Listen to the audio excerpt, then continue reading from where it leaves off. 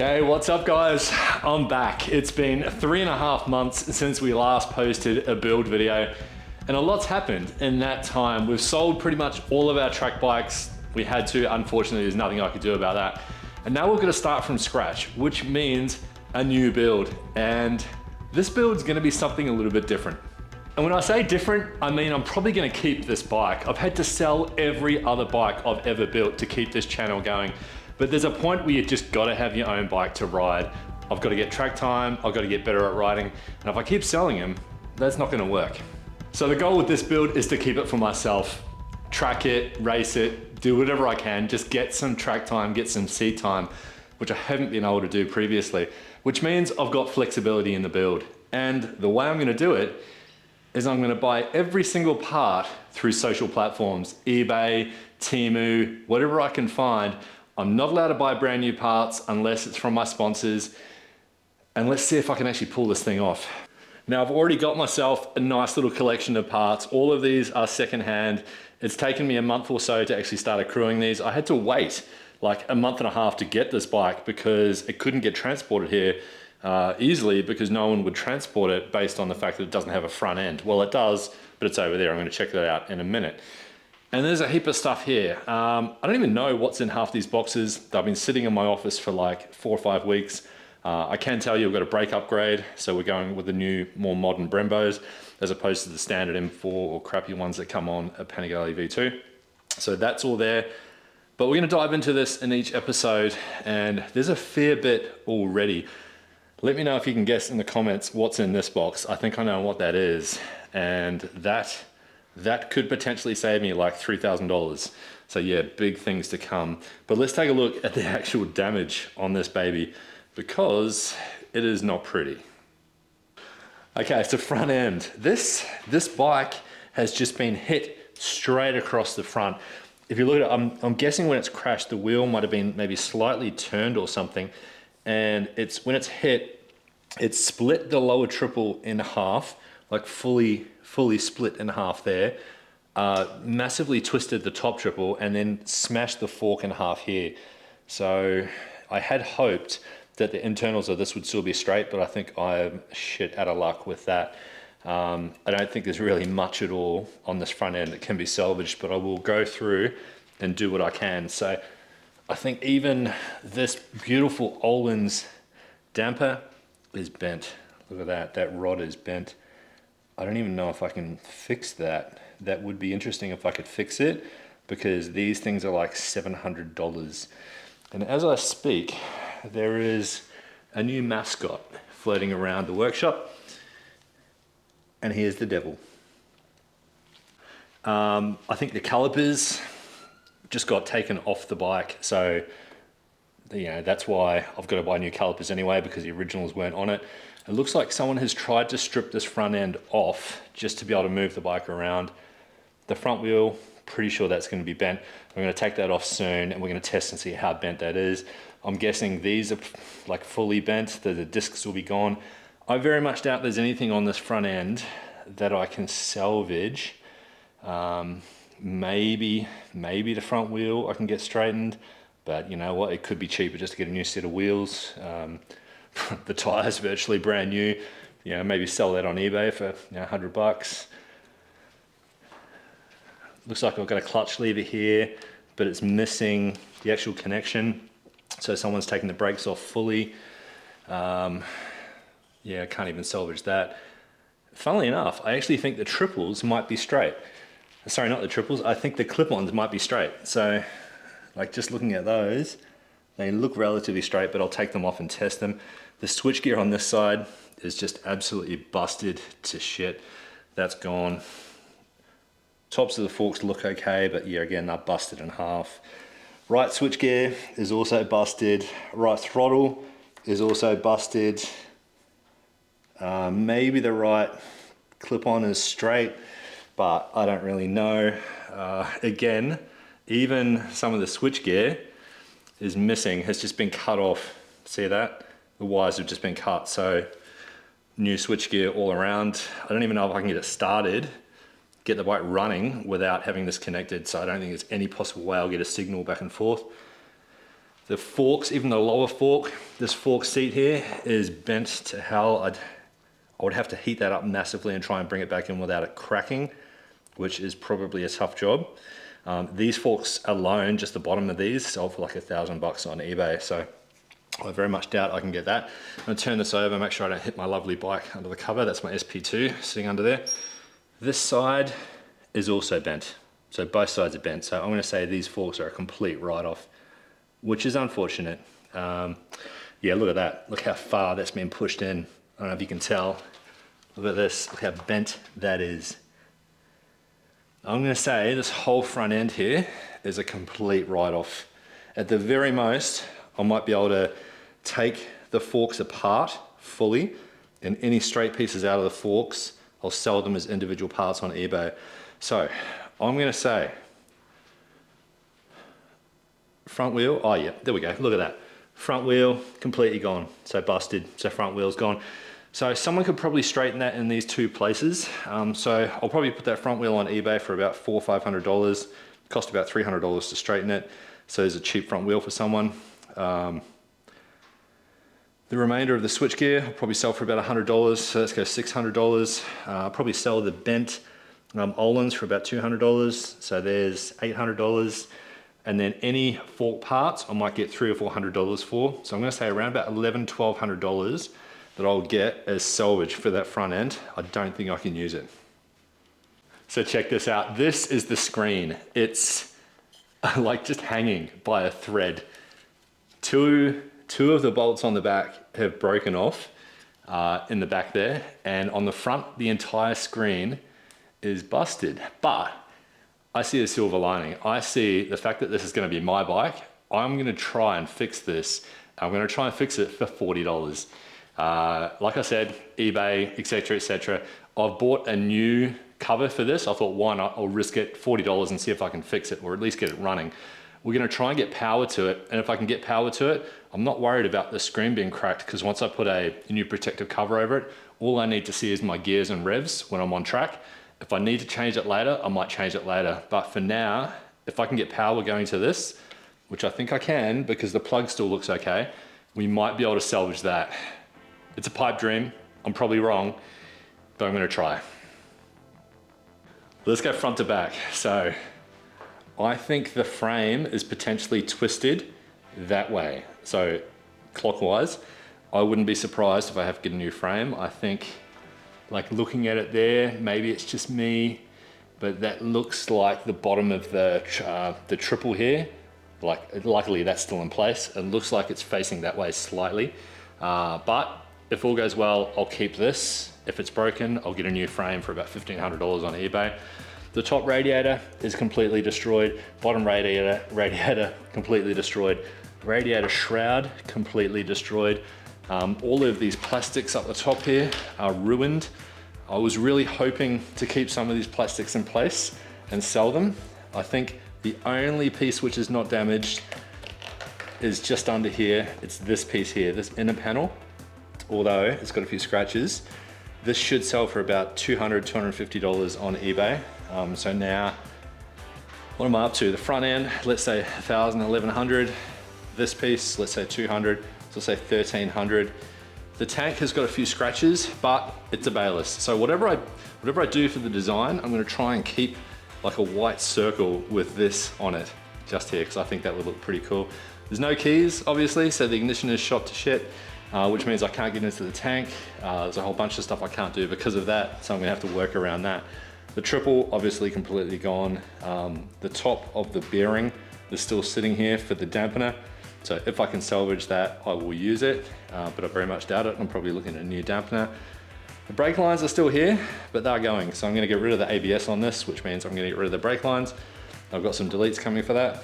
This panel, gone, absolutely busted. Destroyed on this side. Again, the whole thing gone, shot to crap. And then this is the worst part. The tank has got a hard dent in it. If a tank's got a soft dent like that, you can generally fix them. But a hard dent like that means it's probably got a split, like a microscopic split that you wouldn't even see. So I'm gonna have to take the tank off, take all the paint off, go get the tank pressure tested, and see if it's got any leaks, and then probably weld this whole gap up, refinish it all. It can be fixed, don't get me wrong, I've done it before. And then repaint it. So that whole tank's got to come off and get fixed. The seat, obviously gone. I don't know why someone would take the seat, but the seat is gone. Everything under the seat looks like it's still in place.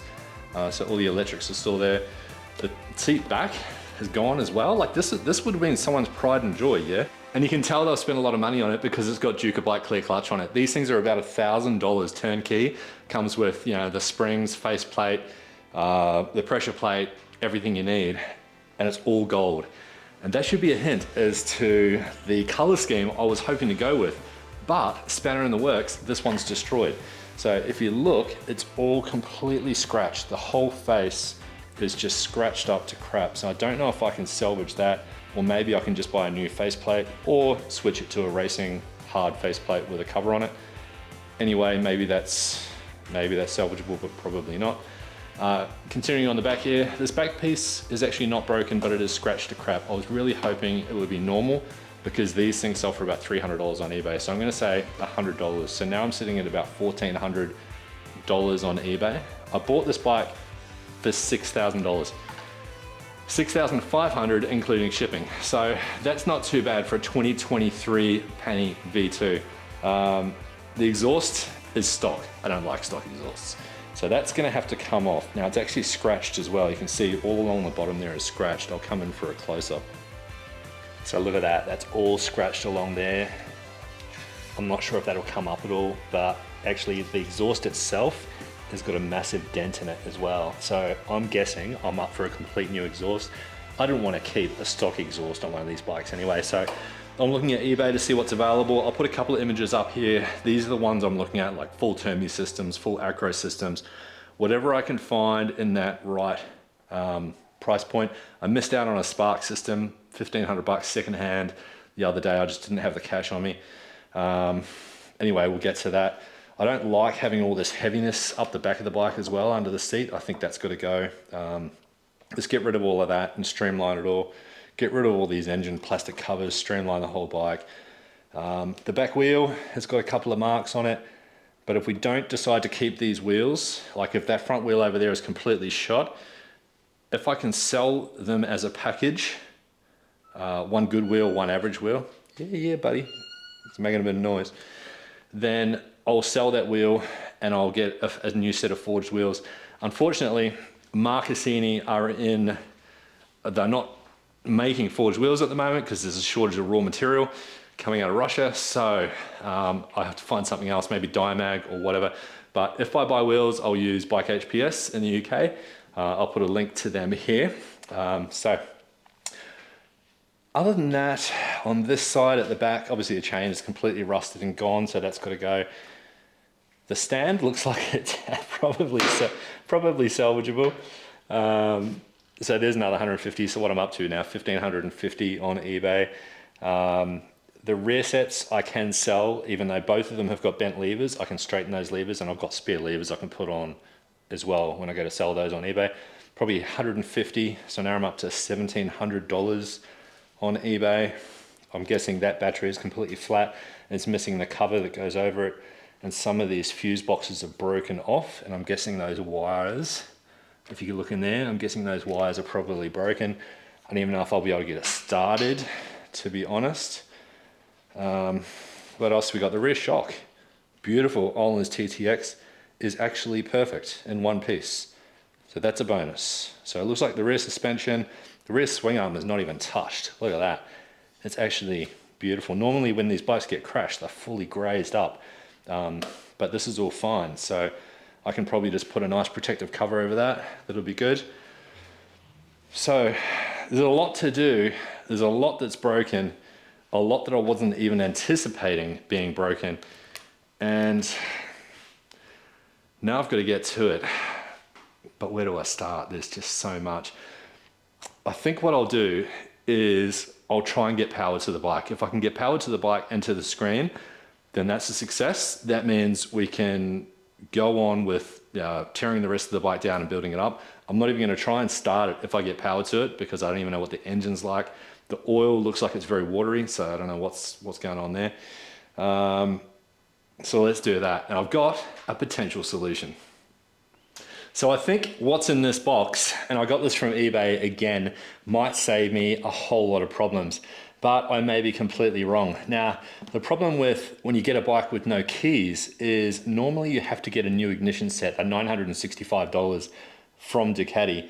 I didn't want to do that. So I found this online, which was, I think, about $60 or $70. And it is, with any luck, this is the right box.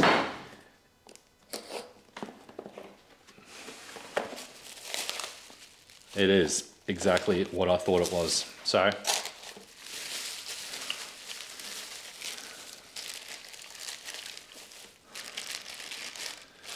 it's a Panigale ignition set with 2 matching coded keys. So this might be enough to get it started.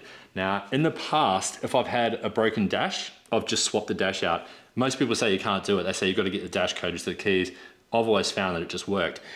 My dash, I'm gonna keep because my dash is already coded, but it's coded to the old key, which I don't have.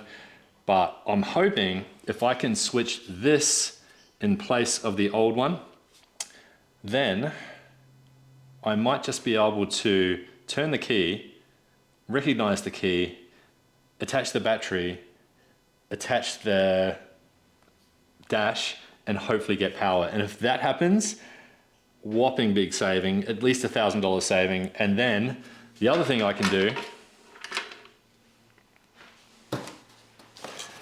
is for $40, I got this, which is a new faceplate. So a new screen faceplate off eBay, super cheap, might have even been $35. I could put it all together, make it all work, and fingers crossed, I've saved myself all up about $2,000.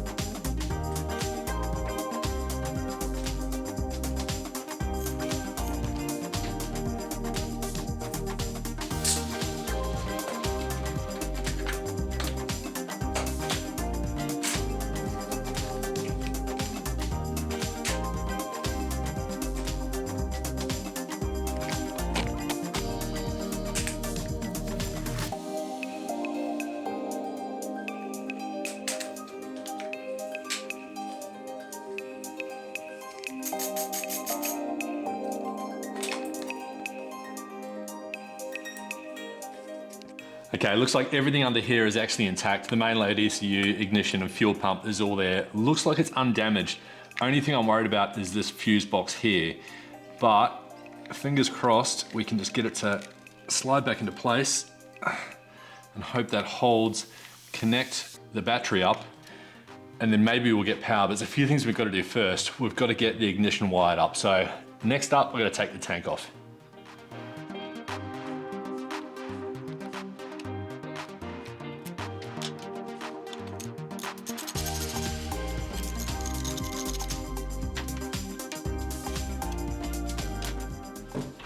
There we go, one tank off.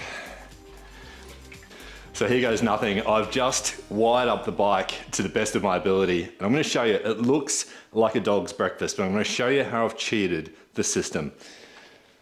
So I've got my dash plugged in.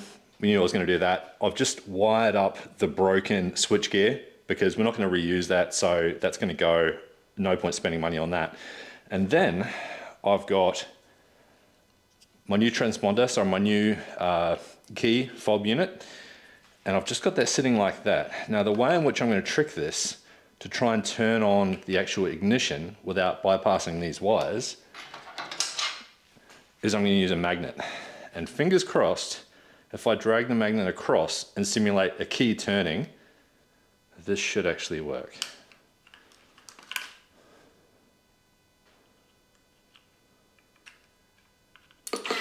There we go. We're on, and we have dash lights, but we have no, oh, we can't even read the dash. Oh, I've just turned it off again. There we go, we're on. So there's a trick guys, you can use that, and my switches aren't doing anything at all. But look, unfortunately, about all I can do is see that it's in neutral. I was really hoping that dash would be salvageable, but now I'm probably up for another $500 to $1,000 for a new dash, and whether or not I've got to get it coded to those keys is another problem. You know, worst thing is I just sold a spare dash and I sold spare switchgear and I sold it all dirt cheap on eBay, so now I've got to go out and find it. But at least we've got power. Battery seems like it's working. That's about it for this video, guys. Thanks for watching. This is going to be an epic build. Next part, we're going to start stripping this bike down, start selling off some parts, and start installing some of the performance parts we've bought. So stay tuned, like, subscribe, you know the drill. Welcome back, guys. Episode 2. Let's just dive straight into it. First up, I've got to try and actually raise the front of this bike up so I can access all of the broken parts, the radiator, anything else on the front, and there's no way I can do it when it's sitting flat on the base of this ramp. And the only thing I've got to use is a couple of scissor jacks, so good luck.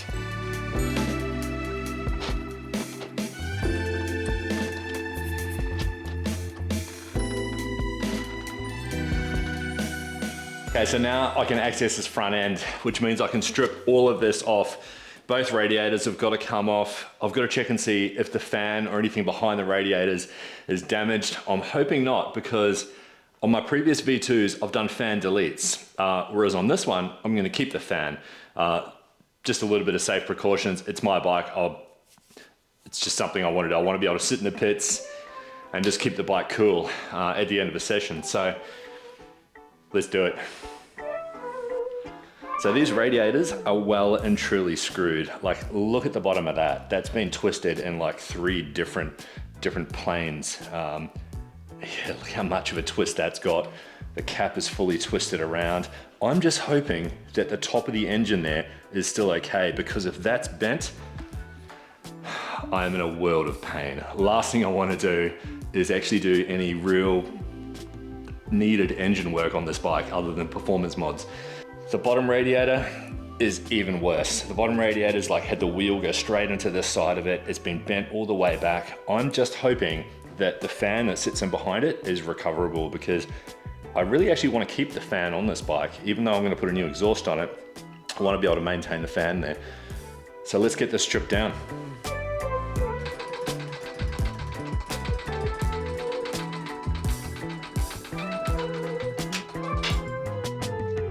So these radiators are designed to go off as one complete dual setup unit, both in the same housing. But as you'll see, it's not that easy when it's all broken. And the first problem is getting all these bits of plastic untangled with everything else they're not supposed to be tangled with. And then you can see the top of the radiator cap has actually compressed some of the pipes down, so I can't get those off without straightening up the radiator cap first. And then I've got to try and get to all the bolts which have been damaged in the crash. It's at this point where I just start getting aggressive with it, just to try and actually rip it apart without damaging anything else.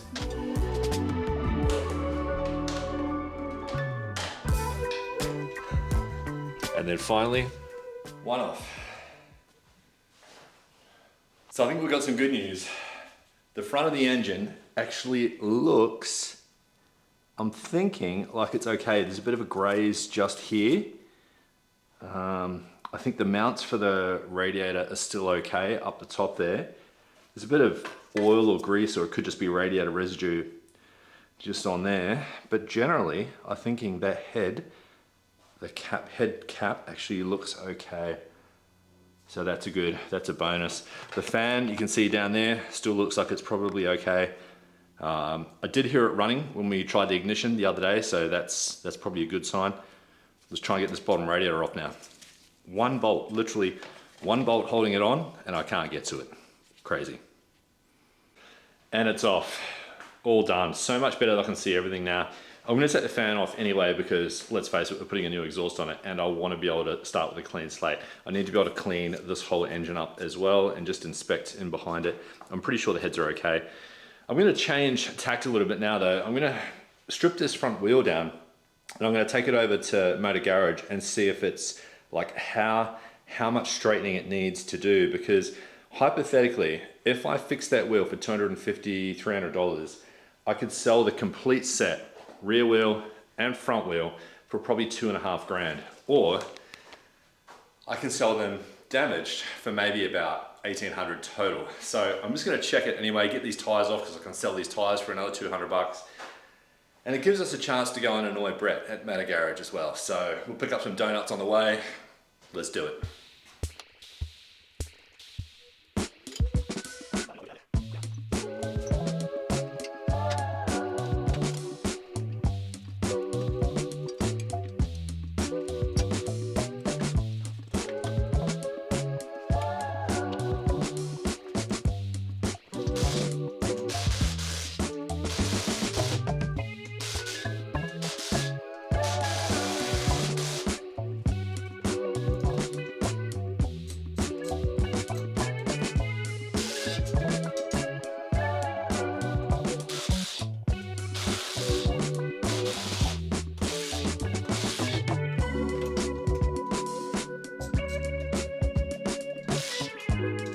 So check out these discs.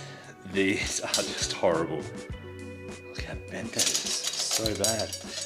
This one just looks like it's gone through a merry-go-round. Look at it, it is destroyed. All right, let's do this.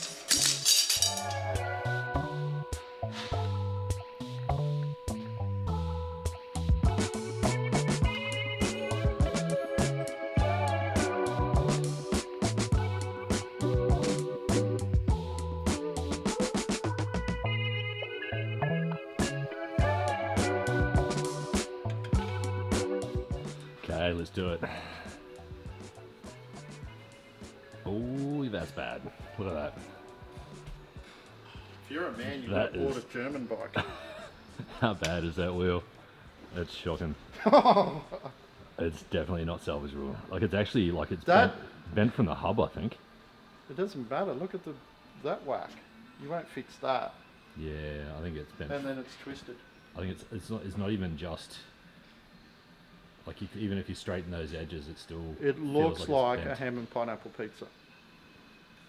But pineapple's supposed to be on a pizza. It is.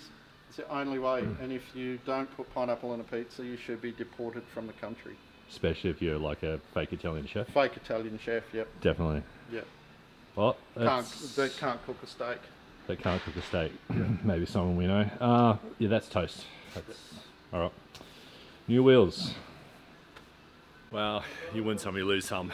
I'm definitely up for new wheels now, but let's head back to the garage and keep stripping this baby apart.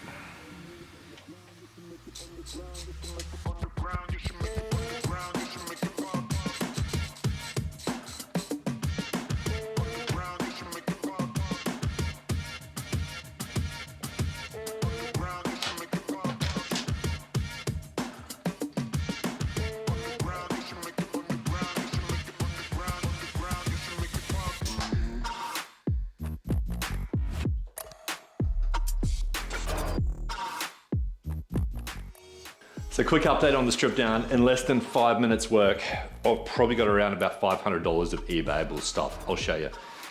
So I've got the tail light, which looks like it just needs a clean. I've got the stand, which looks perfect as well. And I've got the rear fairing, although it's got a slight crack in it. I reckon that's about 195. That's 195, and that's about 140. So yeah, 520 to 560 somewhere. That's good money. On the other side of things, our rubbish pile is quickly growing. Let's take a look.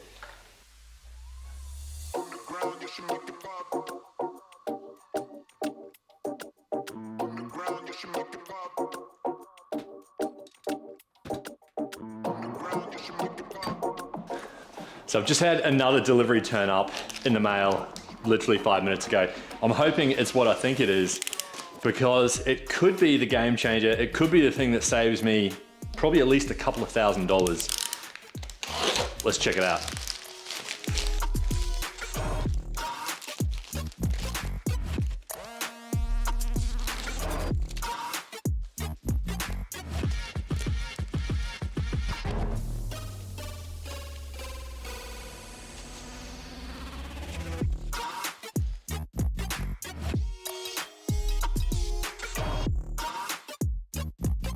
Okay, one's fork feet, $250. I found them on Facebook Marketplace, local in Australia, which is like unheard of. They come with the bolts, they come with pretty much everything. Pretty sure they even come with some Olin stickers, so that would be pretty cool. And that's gonna save me a bundle because my forks are obviously destroyed in the crash, or when I bought the bike. I couldn't really salvage much of them, but I'm gonna need more than just fork feet. And I've got another box which just arrived as well. Let's check out what's in that.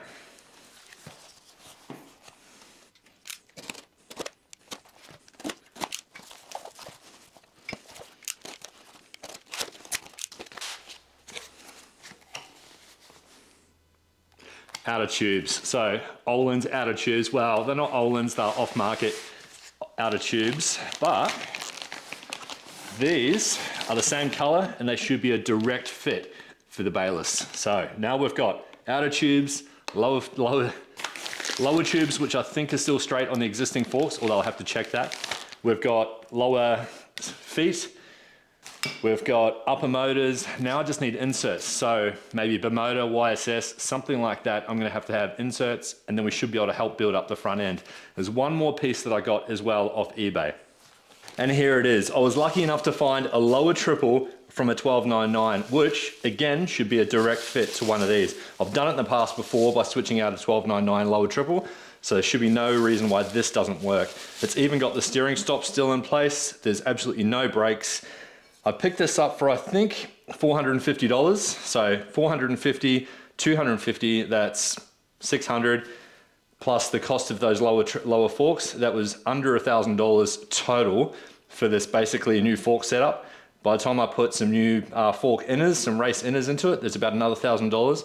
So $2,000 and I've got a full race setup versus if I'd bought something like this off eBay, this ad I've got here, that's about $2,500 and that's still just a stock setup. So for $2,000, I'm gonna have a race setup, much better.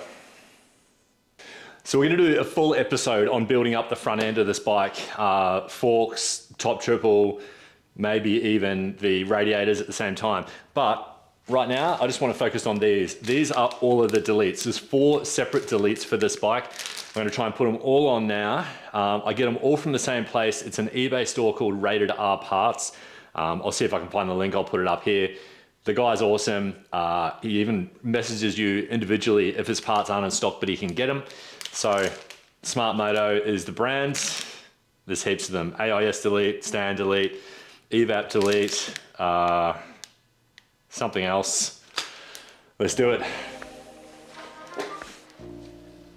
So first up, I'm just gonna trace the wire back where it came from the stand and just plug in the stand delete. Super, super simple. And then I'm gonna start working on the evap canister. This is for the evaporative air. We can bypass this whole thing just by unplugging it, plugging the hoses. About another ½ kilo you're gonna drop off the bike that you just don't need. And then I'm just gonna insert the connector, the block off plug onto this purge valve and just tie that up out of the way with a zip tie. So for anyone that hasn't seen an AIS delete done before, just on the back cylinder, just here, is this faceplate here with the pipe coming out of it. You wanna pull that faceplate off and disconnect that pipe. And you're gonna pull that pipe through under the airbox. And then on the other side, on the front cylinder, you wanna pull this whole section off the front here, and then the front cylinder, that same faceplate will be on this side. Pull both faceplates off and replace them with what's in the pack. So replace them with these 2 faceplates and the screws that are provided.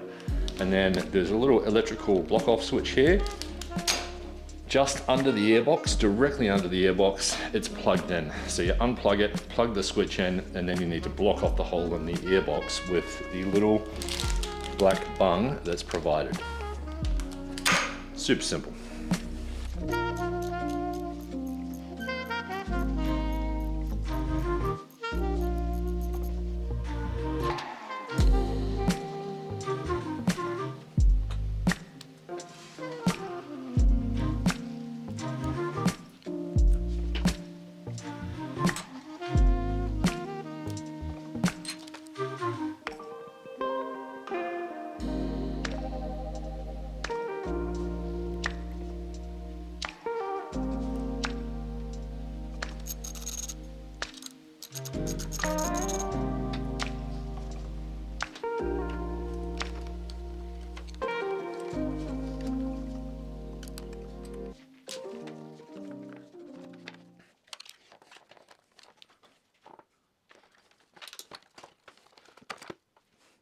So that's about it for the simple deletes.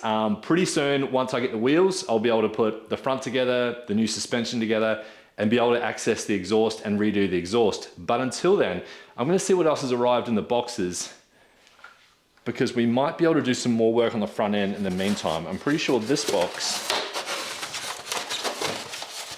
this is a front stay. Well, I've just made my first stuff up. This is actually for a 1299 or an 1199. I thought it would be generic. I thought it would be the same, but it's not. These 3 holes in the back here do not line up to a modern dash, only the older dashes. So it's back in the box. I'll try and recoup what I can. Luckily, it didn't cost me much because I bought it cheap on eBay anyway. And that's probably a good place to stop. We've got a fair bit done. We've got some deletes done. We've got some more boxes unboxed, and we've got a bunch more stuff coming.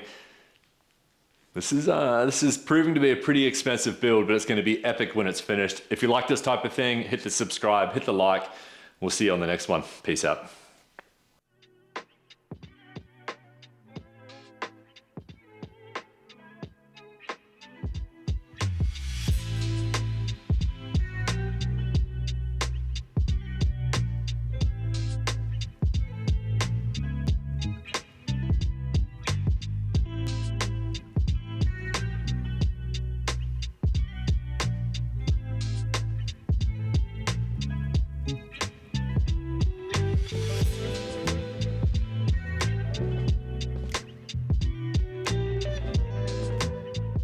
Hey, what's up guys? Episode 3, and it's all guns blazing today. I'm trying to get this new lower triple on.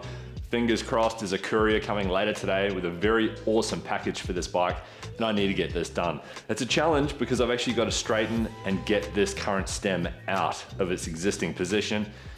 Let's get into it.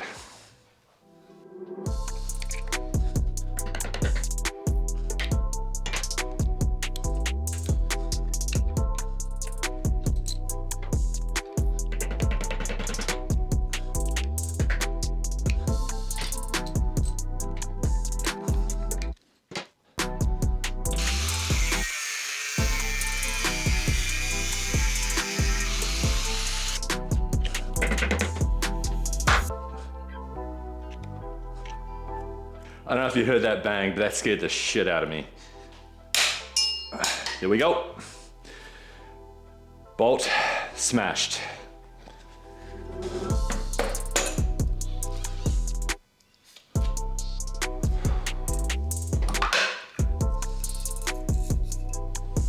Look at that. Total banana.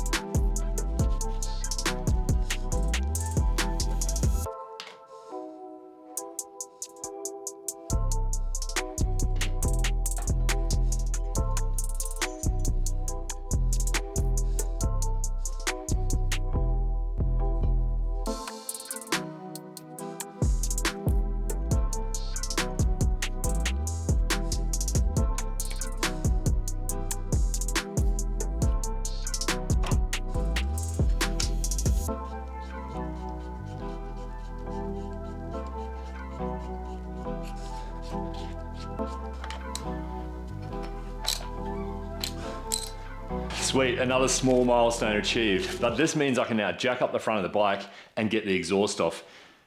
I'm just gonna have to tie the bike down properly. I can also get the rear wheel off. I just want to show you something. This is a brand new nut, a top nut for a V2, and you'll notice the difference. This is a 1299 triple, same fork diameter, but watch this. V2, 1299, 7mm shorter than the 1299 stem. So you remember on my last V2 what I had to do, because I only had a V2 nut and I had, I think, an 1199 stem. I had to cut a bit milled. I had to mill 7mm off the top where there's no thread at all and just shorten that actual stem. So what we might find is this nut sticks out by a few mil off the top of the triple when we get it.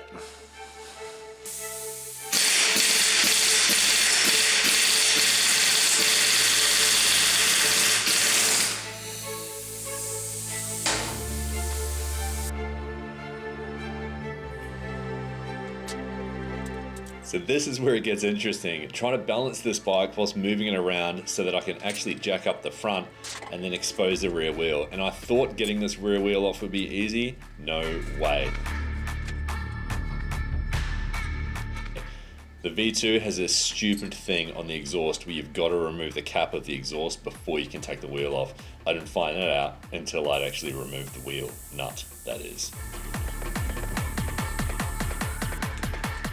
So it's off with the exhaust to make this whole job a lot easier.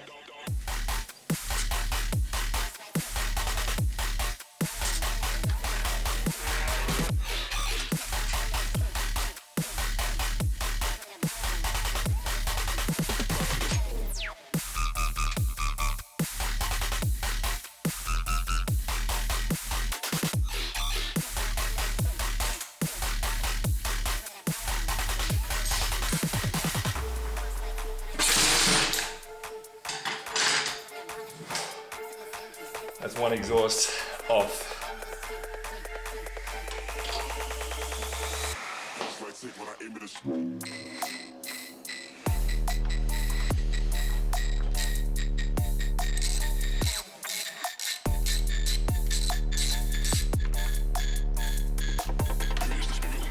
Okay, so let's do a quick stock take.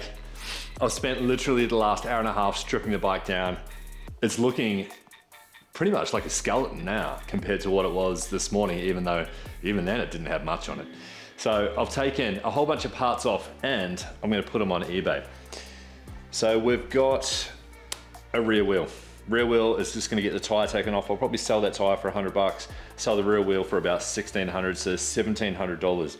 Front wheel, we took that off yesterday or the other day, but I still think it's worth a couple $100. Someone might be able to fix it. So let's say $1,900. We've got the rear sets.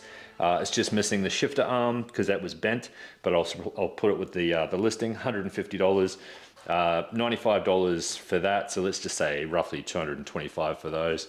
So now I'm at around about $2,150, and I can probably get around about $250 for that. So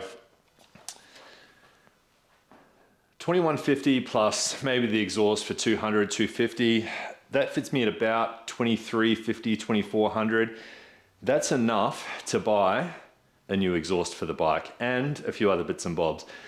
So before we move on to anything else, we've got a surprise. We've got something very cool has just come in. Let's take a look. It's a huge box. Yes, we love opening stuff on this channel. A friend of mine who I've sold a bike to in the past actually reached out to me and he's got a spare fairing. Now it's probably not the fairing we're going to use for the final design, but it allows us to see the bike all mocked up without spending too much money. And it's also a backup fairing in case I crash. Hope it doesn't happen. But he's also given me a couple of other things. Now, the theme of the bike was going to be blue, black, and gold. So I'll put the design back up here. This is what we're trying to aim for. Gold wheels, if I can get them, but there's already a couple of elements of gold on it. There's the gold clear clutch cover, but it's already damaged. So you may recognize this from the very first bike I ever built.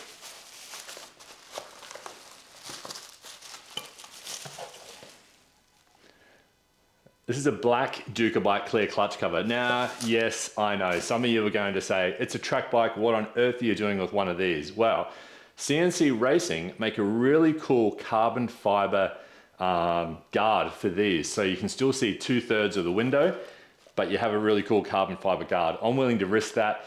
I think it looks awesome and it's just a sick addition to what will be my bike anyway, and it's custom, so there. Something else as well. You'll remember our switchgear was completely ruined. So he was kind enough to provide me with both sides of the switchgear in here, which means I can start getting the bike running without needing to wait for the full custom switchgear from CNC Racing, which will take a while. So switchgear, as soon as I get the start stop button from CNC Racing, we'll be able to hook all that up, probably not on this episode. But a couple of things I'm going to do now is I'm going to go and get these tires stripped off, these wheels, and then I can get those wheels cleaned up, hopefully get them sold ASAP and get them out the door. Clean up a couple of these other parts that I've just taken off, and then start putting some more parts on the actual bike itself. So Let's do it. Donuts and stripping tires.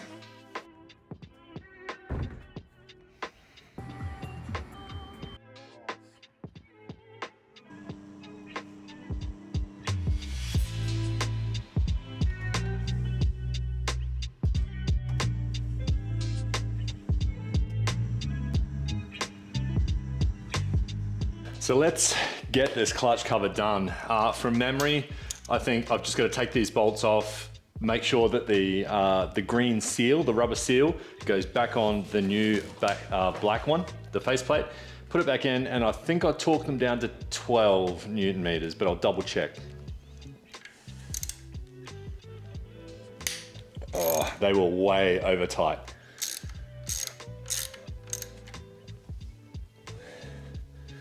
I think people realize that you don't need anywhere near as much pressure on some of these small bolts as people put on them. People put them on until they're dead tight. You don't necessarily need to do that. Yeah, that's way more than 12. Before we take this off, let's have a quick look at the difference. Black versus gold. It looks way better, doesn't it?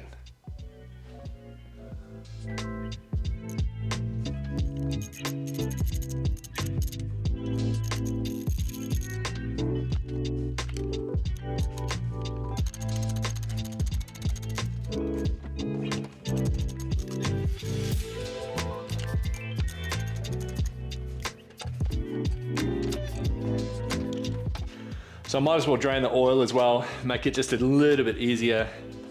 That oil actually looks, even though it's dark, it actually looks okay. I thought it was going to be really bad, but it's not too bad. So now all I got to do is transfer this green seal on this old gold one across to the new black one. I'll give this a good clean and a wipe down first, and then we'll put it on. Job done.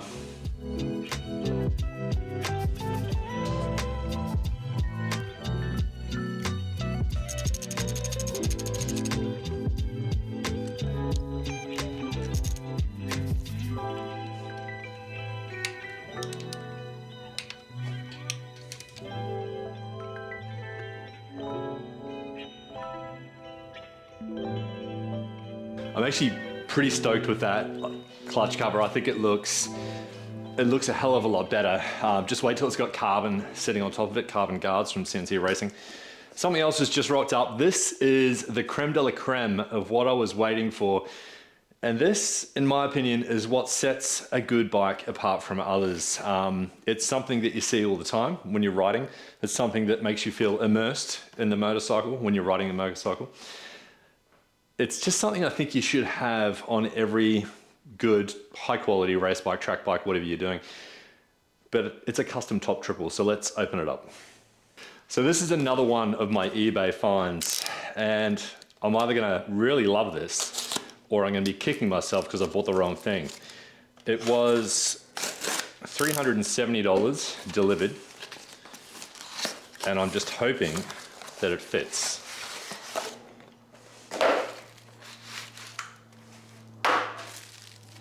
Pretty well packaged.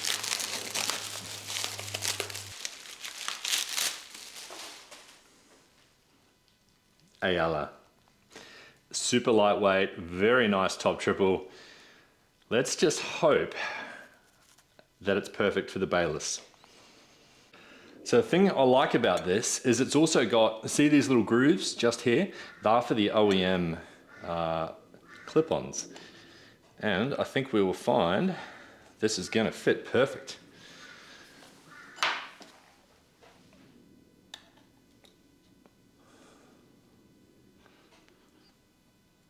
Just want to be nice and gentle.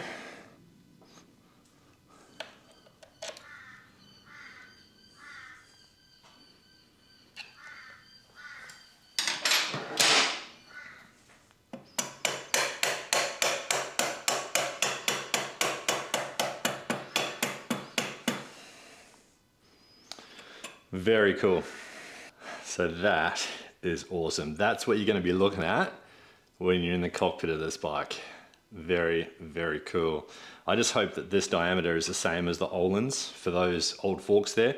I could check them. I could check them by just sliding some of these in, and I'll probably will a little bit later. But for now, let's just assume everything fits, and that is one awesome addition to the bike. Finally feel like I'm starting to get somewhere now. It's been 5 hours today, and I feel like I've done almost nothing. I've got another option that we need to discuss, and that's right there on the ground. That is a front wheel of a 950S Super Sport, and it looks a lot cooler than the Bayless front wheel. So let's take a quick look. It's actually not even a heavy wheel. It looks more like one of the Marcassini style wheels. I think it would look pretty cool in gold as well. And I've got the option of picking up a set of these really, really cheap. So I don't know. I'm gonna leave it to you guys though. I might even put a community post up. You guys can vote and let me know, because just imagine like the Marcassini Comp 10 wheels with the spokes that split. These look very similar. So I think we can make them look pretty shit hot. So onto something else now. We've still got the whole table full of parts over here, and I need to start unwrapping some of these boxes. This obviously is the radiator shroud. So I thought what we might do now is probably build up the entire radiator shroud. I'm not sure if I can actually put it in yet, because this is probably going to restrict me somehow in my movements. But I thought we could start by building this all up. We've also got,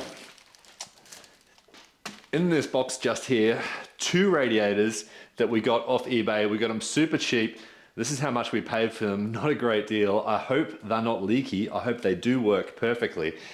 And fingers crossed, all up, including that radiator shroud, which I think was $95 brand new OEM. Look, what are we, $600 for a complete set of radiators? No, even less, actually, sorry, about $300, $350 for a complete front end radiator setup. Now I've just got to make sure the hoses on the radiators are actually okay, because when we took some of these hoses off, they looked a bit worse for wear. Let's get into it. Okay, super sweet. I mean, definitely not as clean as I was hoping for, but we got a top radiator, we've got a bottom radiator. We've got these really, really, really cheap radiator guards, which I don't actually care about spending money on radiator guards because no one sees them. And then we've got pretty much a brand new radiator shroud. So what we're gonna do is we're gonna build this up from the rear. So we're gonna build everything up, put everything into the rear there, bolt it all in. I've got to make sure I've got all the rubbers and the mounts. So I've still kept the old ones just here. So if I need to get any fixtures or fittings off these, I can grab them off them, put them straight onto these, and then bolt them up. So let's get that all done now.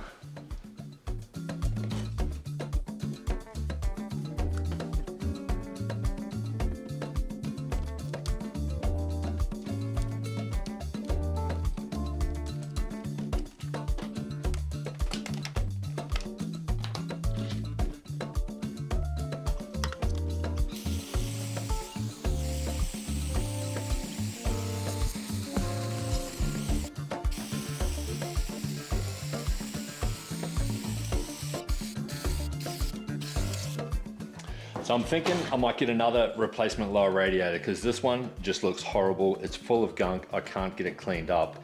So for now, I'm just gonna go with it, but I might replace this in the very near future. So now I've got to try and put these covers on. This should be pretty straightforward. Okay, that's all done. All together, a complete radiator unit. We got the front and the back on.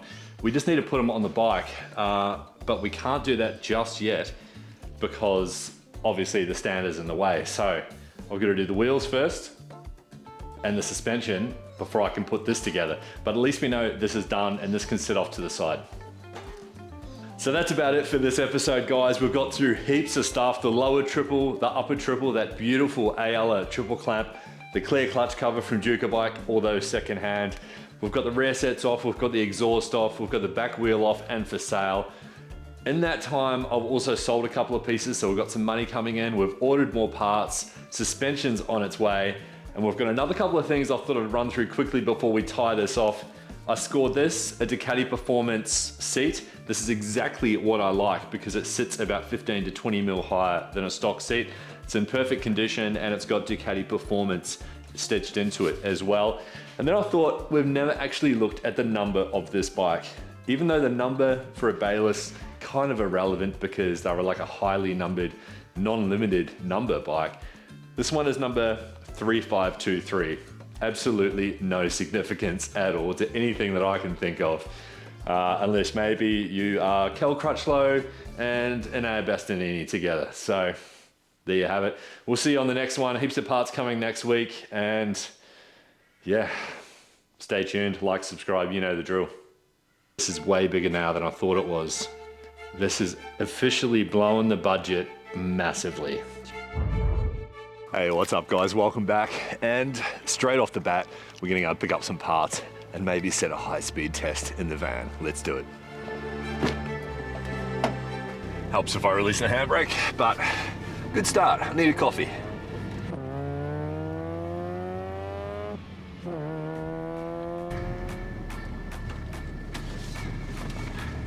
And I'm here. I think that's a world record. 8 miles in about 4 seconds. But that's my van. I think I'll call her Eleanor. Pretty original.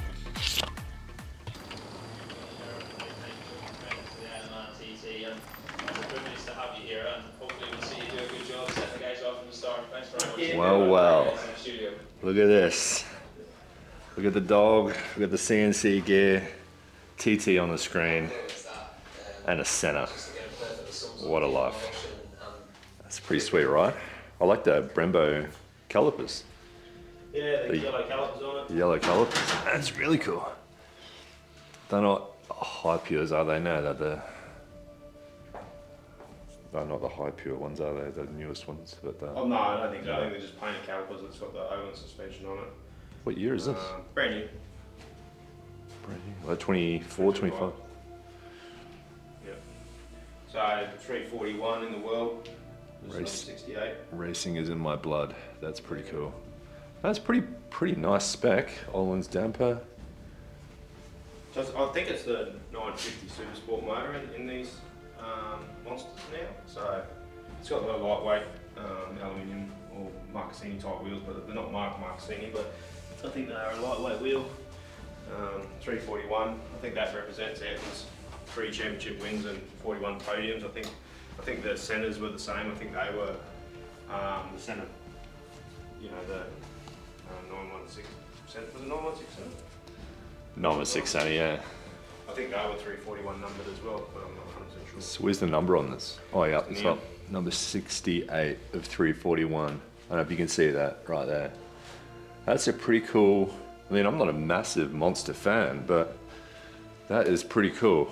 I quite like that. It's got the center logo on the seat. Oh yeah, madness. Cool. Cool, and it doesn't come with a back. That's cool. Oh, yeah, that's optional. It's aerodynamic. Yeah. Battery at the back. That's pretty cool.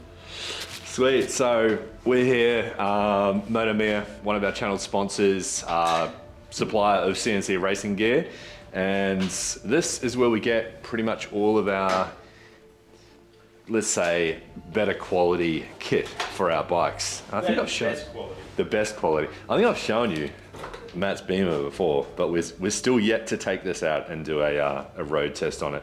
So that will be coming, but this is one hell of a ride.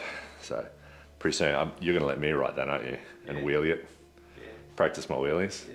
Can I burn your clutch out? You can burn my clutch. It's already dead. So what do we got?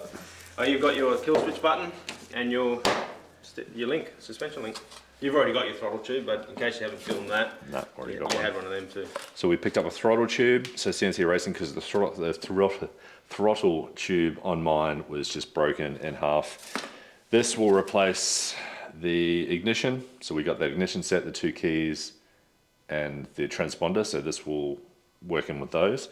But this is something we've never done on a bike before. Should I explain it or should you? Oh, I don't know what you're doing with it, mate. Does it go up the top or does it go down the bottom? Someone else asked me this last night. What does that go? So this is a ride height adjustable rear linkage. Now on a panny, have you got a panny in here? No. On a panny it goes just here, sort of in between the back shock mount and the swing arm. and we're gonna put it out to factory OEM spec length. But basically all you do is adjust this knob in the middle and you can adjust the ride height. So I don't know if that's something I'll actually use, but I think that's the same. That's a Brox one on there. I think that's an adjustable suspension link, but I don't know, I need to get the suspension set on this thing. so yeah, big things. We're gonna head back to the garage now and start trying to install some stuff. But did you see this? 93 for the win for all the haters out there. Another title. I think you're a hater. You're a hater. Rossi all the Yeah, way. but Rossi's gone now, mate. He's retired. So Go George. George. Jorge. I thought you were George. Jorge. You were George all the way last year. I am still George all the way. Turncoat. He's just... Anyway, we'll get back to it. We'll see you in the garage. Before we get into it, huge announcements. We've got parts ordered. We've got our exhaust ordered. We've got our suspension ordered. We've got our wheels ordered. Heaps of big items. Actually, the 3 biggest ticket items on this build are all ordered and all coming in. I'm not going to show you exactly what they are just yet because I want that to be a surprise when they arrive. But today we're going to get into we might start with the electrics. We're going to get that kill switch on, try and get a mock-up of the switchgear done as well, and see if we can't install some more parts. Let's do it. So this is everything here we've got to get done. We've got our kill switch, so that's the CNT Racing kill switch. We get a new throttle tube because this throttle tube here is just destroyed. We've got a replacement throttle. Now this actually came off one of my old V4s, but I'm pretty sure it'll still fit. We've got all of the switchgear, the OEM switchgear. We've got to strip all of this down. And then hopefully if the bars are straight, we've got new grips.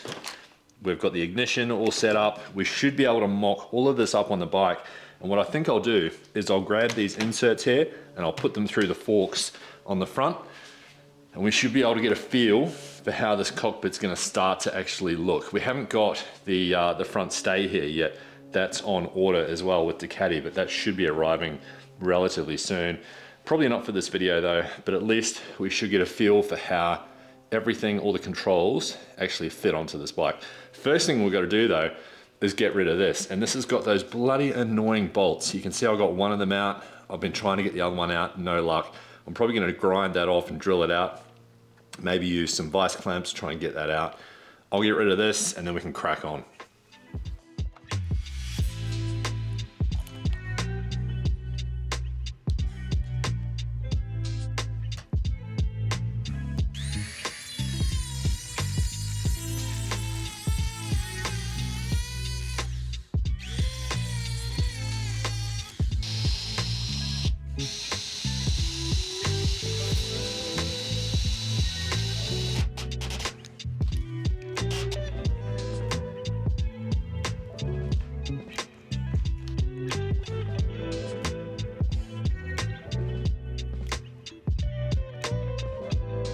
So I didn't film it, but I just took this off as well and cleaned underneath it because it was full of metal shavings.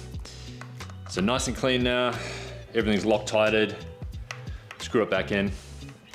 Another small job done.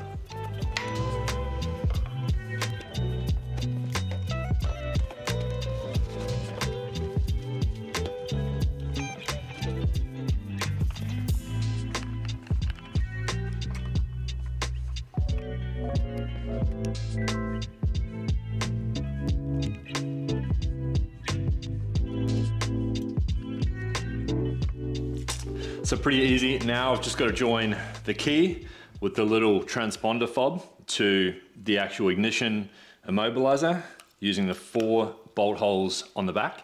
Super, super easy. Even tells you which way the key should go on the back of that image just there.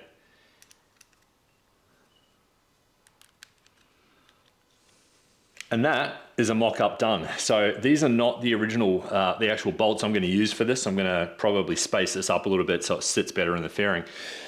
But that is the ignition, hopefully hot wired. So as you said, back in the first episode, I bought this extra set of keys and immobilizer off another bike. My theory is that it's just going to work.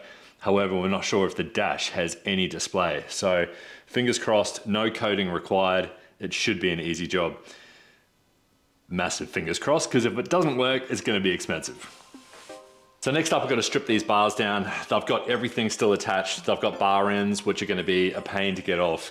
But fingers crossed, doesn't make my life a misery. Oh, I knew these would be on tight.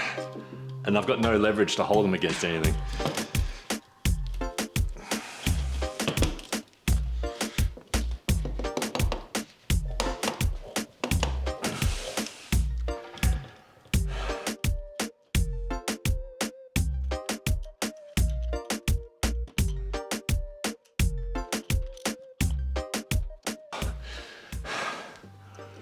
I think I might need a vise.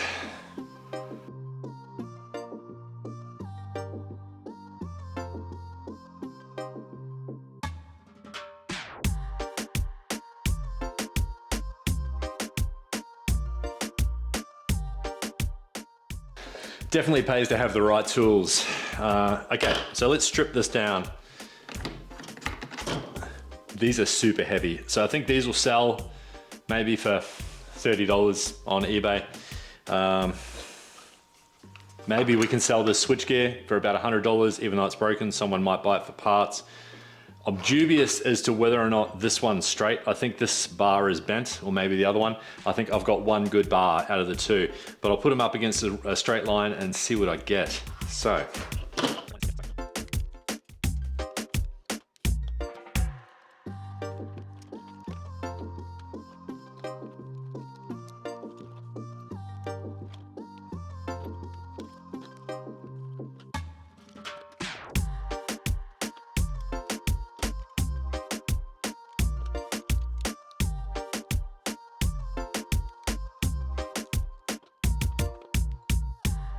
So it's not good. This, you can hardly tell, but there's like a little 1 millimeter gap at the top, just there. So that is not straight. So the clutch side is gone. Okay, so I'm pretty sure this side is gone as well. So the throttle side, I'm just gonna take this broken outer casing off because I've done about 5 Panigales or 4 Panigales, and I've got so many of these left over, the casings, which I can replace this side. It's got some spider webs in there. Just not sure if we've got any broken wires. Definitely got some broken throttle tubes sitting in there. Bad news, very bad news. The throttle is actually broken. So I don't know if you can see, but there's supposed to be a tab just there. That is the aforementioned tab. It's supposed to sit like that and give you a locking position for the throttle tube. That means I've got to order a new throttle, and throttles are not cheap. Not good. So 2 new bars, because this one is also buggered. 1 new throttle, and I have to go new. I can't go secondhand with the throttle. I'm at least another $700 in the hole. Every dollar extra I have to spend is weeks more that I have to wait because I just don't have the money without selling stuff on eBay to try and recoup those funds to build this bike. It has to be done on a budget. So, bummer, major bummer. So things don't always go to plan on these builds. Matter of fact, 50% of the time, things don't go to plan. But we can move on to something else because luckily yesterday, something very cool arrived from HEL Brake Lines and motorspares.com.au. We got a non-ABS race kit of lines, and these ones are actually like a carbon fiber look line. They look really, really sweet. They come with block off plugs as well for the ABS unit. So that was very, very cool. And we're gonna put those on. So we're gonna basically strip the old brake lines off the bike, try and keep them all intact so I don't have to cut them off, because I can probably sell them on eBay for about $150 as a complete brake line ABS kit. Obviously the ABS motor stays on the bike. We can't get rid of that because I don't know why, but no one, like Jet Prime or anything, has built an ABS delete plug for this bike to work with the ECU. I just don't know why they haven't done that. So yeah, let's get this these brake lines stripped off, and at the same time, I think what I'll do is I'm going to give these calipers a clean up. So these are the calipers we bought to replace the ones which weren't even with the bike. perfect fit for the Panigales, and these are the more modern, stronger calipers. I can't remember the name of them. They could be Style Lemons, I'm not sure. Correct me if I'm wrong. But anyway, they are a level up from the base model ones that you'd normally see on a V2 Pani. Enough talking, let's do it. So my front brake line just here goes all the way down to my ABS down there. That's my ABS module just there. So I want to unplug that one. So I think that's the red one. So I'm going to undo that. I think it's a number 12 spanner. And then that pushes the line all the way here, the ABS line down to the front wheel. So these two lines just here have a screw just behind there. So I take that screw out, that'll loosen that little bracket. And then I should be able to take both of these off, put the two block off plugs in its place, which are two 10mm 1mm thread block off plugs. Go right there, and then repeat the same process for the rear. So I've got the two lines coming all the way back. This line carries all the way forwards, and then it sends another line all the way back. Follow the swing arm all the way to the rear caliper. Oh no, no, no, no.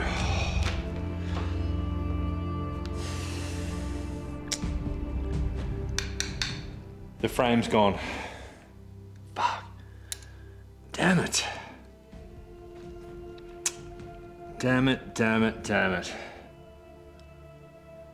Have a look at this. This is a massive crack. How did I not even see that before? The frame has a crack like 4 centimeters in the side of the frame here. Damn it. Damn it. It's another at least $1,500. I'm gonna have to find another frame that's straight. It doesn't have to be a clear title, but very, very hard to find one in Australia. I'm probably gonna have to wait weeks to get it here, which means two things. It means I'm gonna have to build up the bike with everything I've got as a mock-up to try and make it look like it's complete. And then when the new frame gets here, I'm gonna have to do a full strip of everything top and front to take it all apart again, including, it shouldn't be too hard to get the frame off, but what a bummer. This is the first out of 12 bikes that I've built where I've actually had to replace the frame. And I can't believe it's taken me this long to actually notice it. I'll show you, it's bad.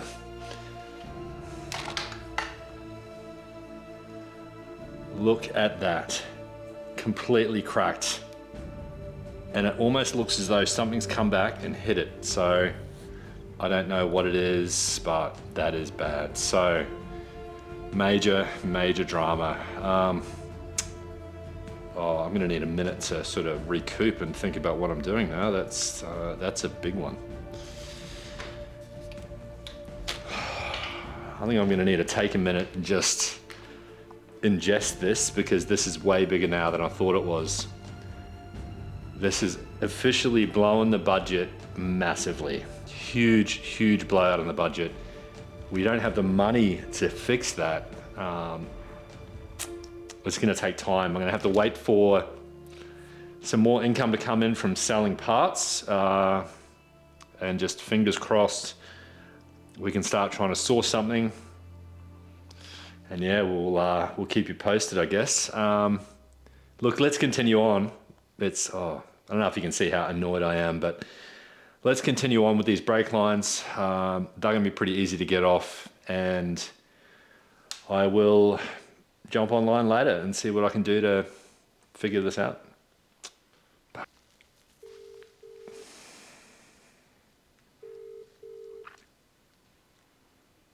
The person you are calling is... Okay, I'm trying to call the frame straighteners to see if there's a way in which they can fix it. I've sent them some photos. Fingers crossed they get back to us shortly.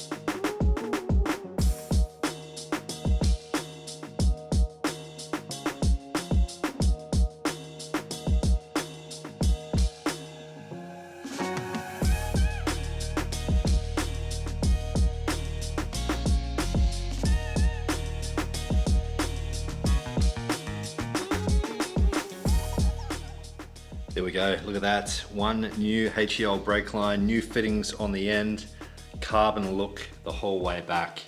Nice and neat and tidy. Just needs a couple of zip ties just here.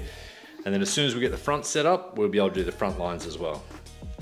4 brake lines, ABS, ready to go for sale, 150 bucks eBay.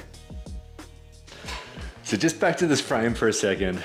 It makes me wish I'd taken these plastic covers off sooner and I would have found that damage and I would have put some of that money into a frame instead of all the bling parts that I bought. But I guess that means it's just gonna take longer to build.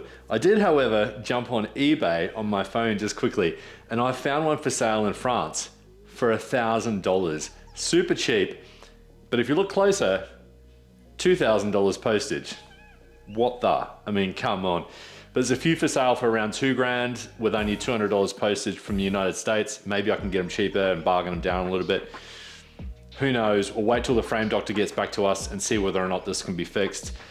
We're gonna move on to something else. I'm gonna move on to that rear shock stay and see if we can get that in and at least get a good feeling about this build. Okay, so I'm just gonna bring this up until the shock is fully extended and then tie it down on both sides with more of these ratchet ties.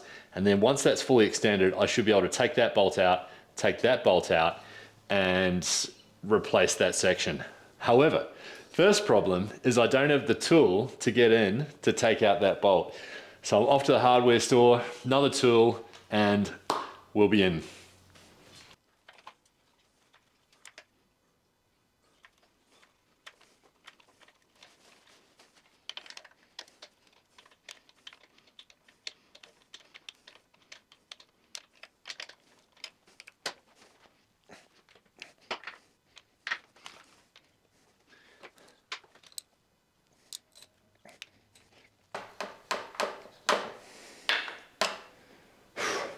Okay, I've got it out. It went that way. That's the bottom, remember that. I'm not sure if that matters. Okay, so now what I want to do is measure eye to eye and make sure it's exactly the same. So the piece in the middle, all you got to do is twist it that way and you get perfect length alignment. So I'm just going to go until it's spot on, which is there.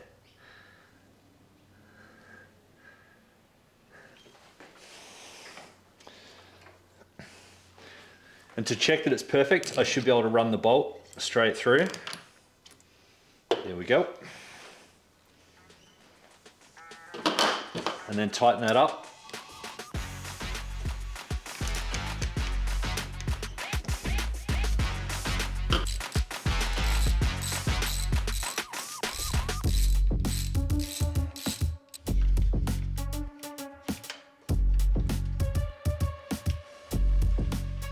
Not bad. Now I've just got to torque down that one and heaps cooler. So you're just going to make sure you keep these tight and that stops the locking mechanism from moving.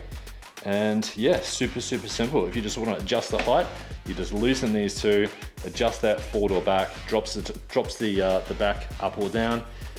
Another job done. So I've got a little bit of good news.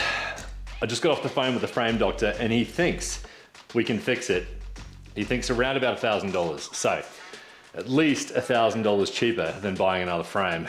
So it's going to be about 3 or 4 weeks, but once we've got this bike together, he needs the forks on, he needs the wheels on, he needs it as a roller.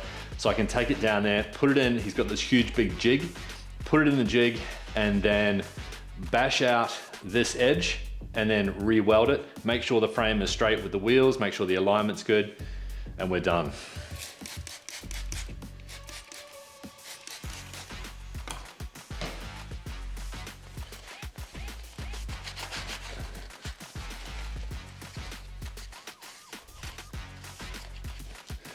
So we're gonna end up having to take all this off again, but I'm not gonna film that part when I strip it down to take it to the frame guy. But we can at least get it all actually fitted and make sure everything fits the way it should, which means we're gonna have more of a complete front end, hopefully in about 3 or 4 minutes. I'm not gonna worry about this. This is that little rubber seal which goes around the front of the fan. Don't really need it. Waste of time. That can stay off. Just wanna give everything a good clean on the front of the engine because I'm not gonna be able to get to it again until I get this stripped down. Okay, I think that's pretty well good. Radiator.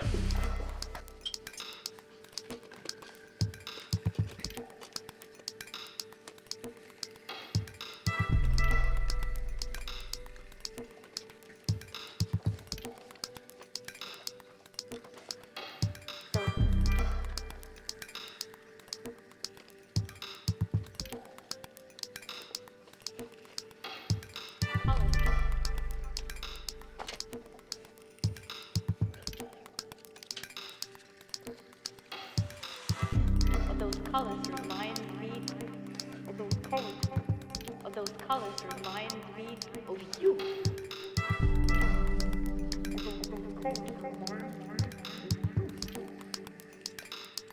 Okay, feels like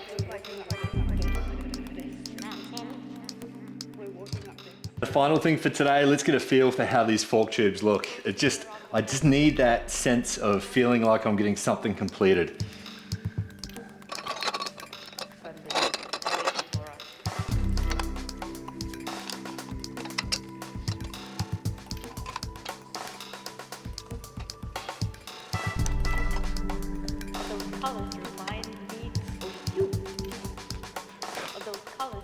How good's that? Now, once I drop this top triple down about 8 millimeters, how beautiful is that? Finally, some progress. We've got radiators, we got just a mock-up done. We've got a fair bit done. Wow, that was a challenging week of progress on this bike. We got a few small wins.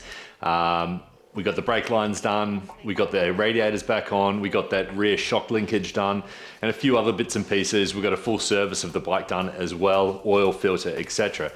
But some massive losses. So we're gonna have to recoup, take a look at our budget and see where that sits us. But this week we should have some huge parts arriving. So we'll step those through in the next few episodes. Thanks for watching. If you like this type of thing, hit the subscribe, hit the like, you know the drill. See you soon. What's in these boxes will be a game changer for this build. And the aim of this episode is to try and get this bike running the first start. But if you haven't seen this build, let's recap. It's a 2023 Panigale V2 Bayless, and it's had better days. The frame was completely cracked, the forks were broken in half, the front was completely missing, the radiators were busted and gone, and a whole lot more. It gets really, really bad, but we're gonna fix this bike up, so stay tuned, massive episode. Now, before we get into opening all of this goodness, which is clearly labeled Ducati, this is our secret weapon. Now, this is going to hopefully help us fix our frame. So in the last episode, we found that 5 centimeter crack in the frame. Not good, worst news I could have possibly have hoped for. Well, you wouldn't hope for that at all. But this is a laser level. It's a 2-axis laser level. We're gonna put a couple of these against the bike to make sure the front and rear wheel are straight. But in order to do that, to get it to that stage, we need to build up the rest of the bike. So we've got to build up the entire front end. We've got to build up probably a little bit of at least get the wheels on. And then as much as we can to try and make sure that the tracking of the front and the rear wheel is true. If it's not true, not perfect, then we're up for probably at least $1,000 and a new frame, or at the very least, a massively fixed and straightened frame. But let's get into these.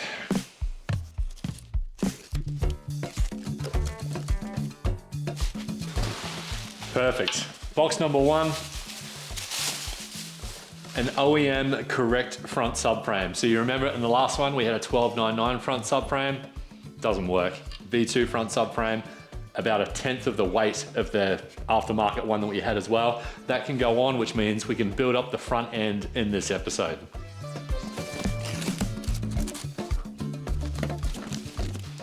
Air scoop for the front end, OEM air scoop, and a resonator. So that sits on top of this, And this is what the actual air sensor sits on as well. So we're gonna transfer the air sensor that I had broken into this slot just here. And that goes something like that. I could have it that wrong way around. Final box, and the biggest box. Well, not actually the final box, because there is another huge component coming, which is gonna be the game changer for this bike. This is not it, but it's getting us halfway there. A new rear wheel. So, a Super Sport 950S rear wheel. I picked this up off eBay, dirt cheap. So basically the front and the rear wheel combined under $900. That's an absolute steal. I'm pretty sure this should just be a straight swap out for the existing rear wheel, but let's have a look. Okay, fingers crossed. Oops.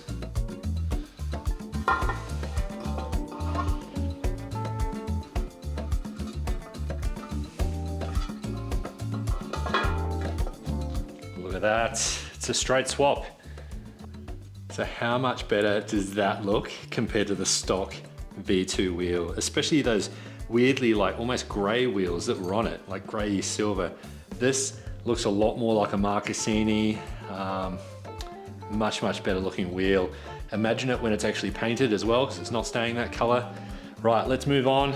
Let's get this front on. And once we got this front on, fingers crossed, there'll be a huge box arriving very shortly with the biggest game changer.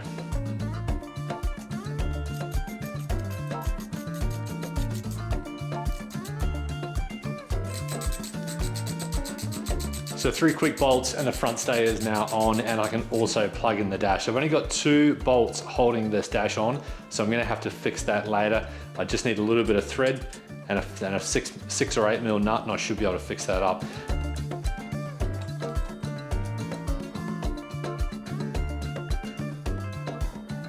So quite simply, this sensor just here, the air intake sensor, has to go on this. However, there's nowhere to put this yet because this actually gets located on top of what would have been the headlight, and we're going to use a headlight replacement.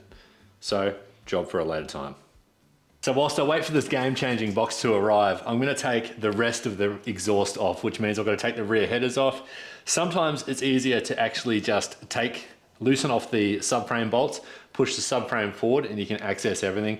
I'm probably not going to do that, but you can do it that way. So I want to take this off, clear up and clean out this whole space at the rear for something that's to come very shortly.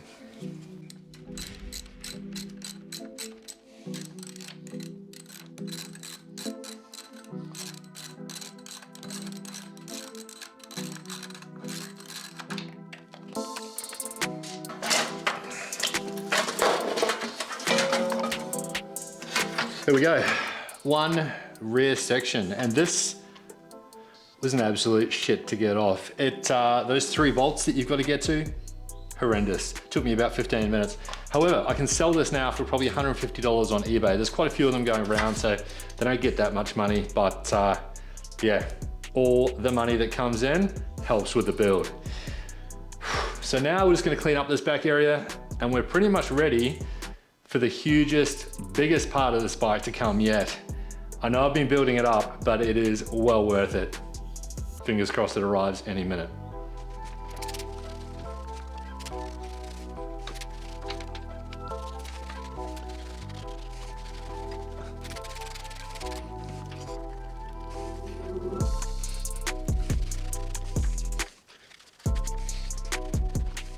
Okay, we've got more boxes. More stuff has arrived today, this morning. How good is that? 2 more boxes to be precise. This is our suspension from Suspensions R Us. I'm gonna link to them in another episode when we do the full suspension rebuild, but this is a throttle. I picked up a throttle on eBay, $170 unused. So that means we are now 1 step closer to getting this bike started. Okay, so that's all plugged in, and look at this, brand spanking new. Yes, I'll get rid of these grips because they're ugly, but untouched, unused, absolutely fantastic. So, as soon as our bars arrive, that will go on the bars. But until then, next piece. There's something else I want to do before this special box arrives. I want to put a little bit of the rear fairing together because I want to get a real feel for how this is going to look.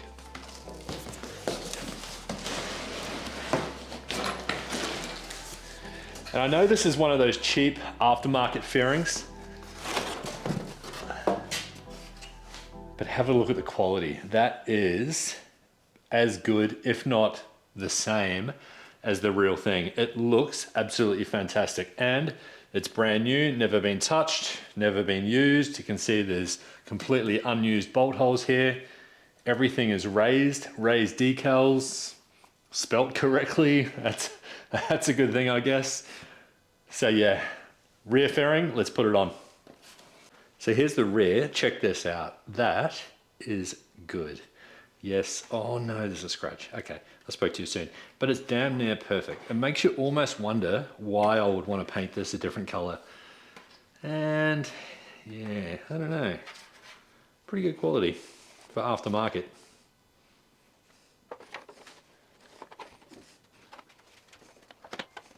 Check it out.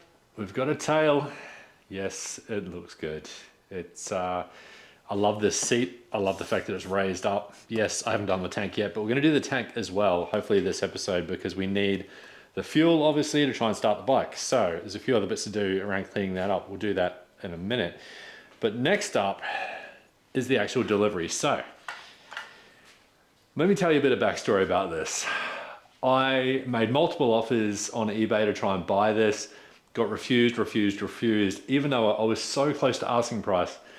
And then the guy got back to me and went, I'll just take asking price. And I was like, well, why did you allow offers? Anyway, long story short, I had to pay asking price. And then on top of that, he didn't send it for a week and a half coming from overseas.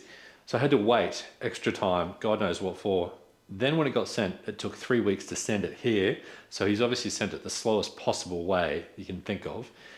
And then it sat in customs for a week and a half before customs called me and said I needed to lodge paperwork to get it into the country, even though it's secondhand. Anyway, I'm not going to rant about the government, but let's just say it's all crap. Ended up paying heaps more than I should have, but it is going to be the creme de la creme of this build, and it's got what's going to set this build apart from pretty much every other Panigale V2 that I've seen, apart from Michael Dunlop's one, and that should give you a hint. So today must be my lucky day. 2 packages have actually arrived. Let's get them open and take a quick look.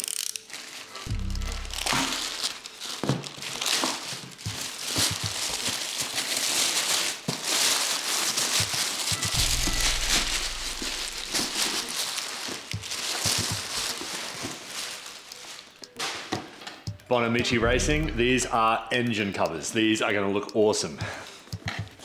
We'll put them on a little bit later, but this is the creme de la creme.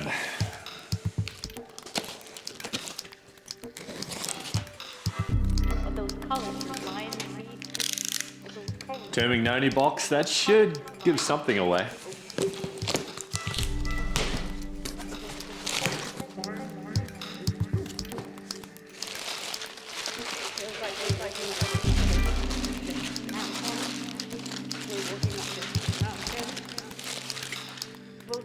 We'll see you around the corner.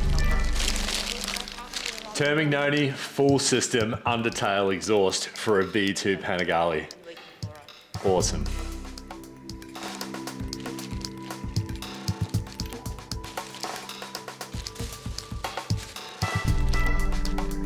Those colors remind me of you. Those colors remind me of you. Those colors. So this is the single biggest expense I've ever had on one of my builds. Now I know 12, 13 builds, however many I've done. It's funny to think that this is the most I've had to spend in one single hit.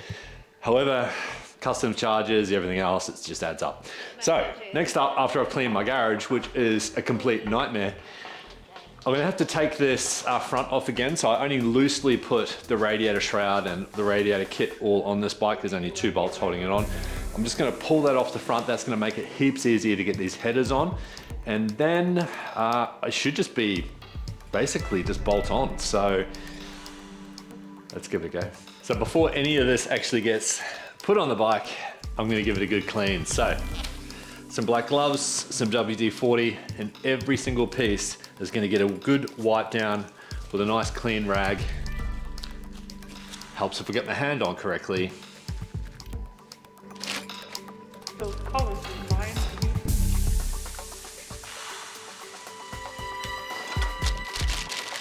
Oh, those colors remind me of you.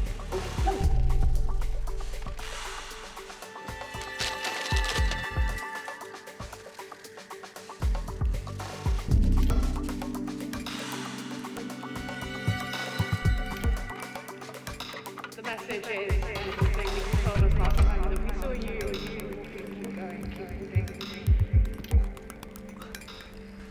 You will make it wherever you want to go.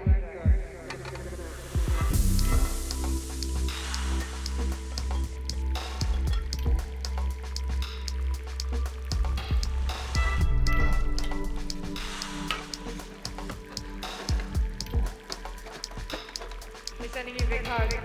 Love you.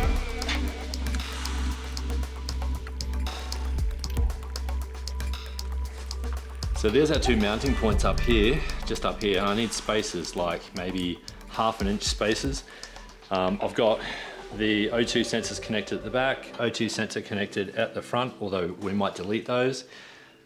I still haven't put the springs on it yet, but the springs go here and here, here and here. There's about 8 different strings that come with it, and there's a piece of carbon which goes over the top there, so we'll put that on as well.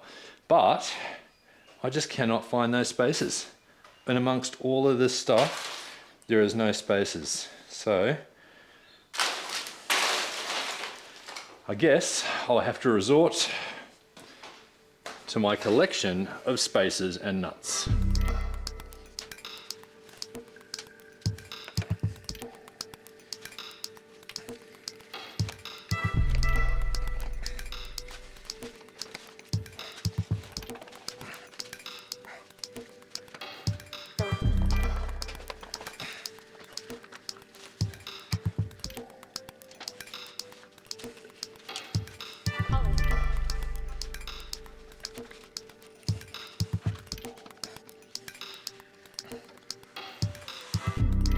Colors remind me of those colors. Of those colors remind me of you.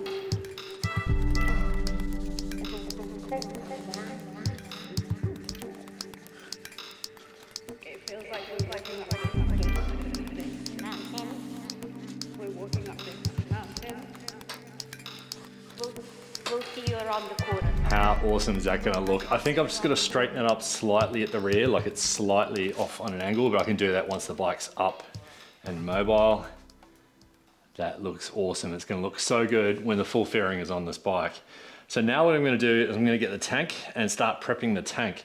We're gonna get this tank completely prepped because I don't wanna try and start the bike with old fuel and a ding on the front of the tank. Now, I've gotta try and fix that dent, but first I've gotta see if it leaks. Oh, and I've actually got to replace the fuel cap, but I don't have the key.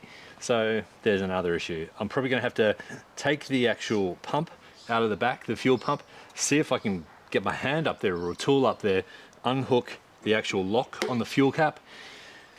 Fingers crossed.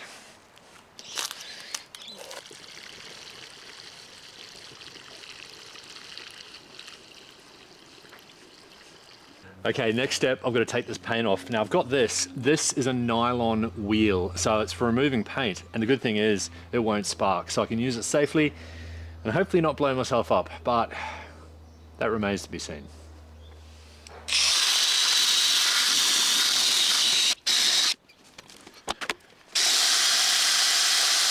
So here's where we're at. We've got it stripped down, but I can't get this open. I've already taken this tank to the local locksmith and even they can't open it. And they suggest I get a bit angry.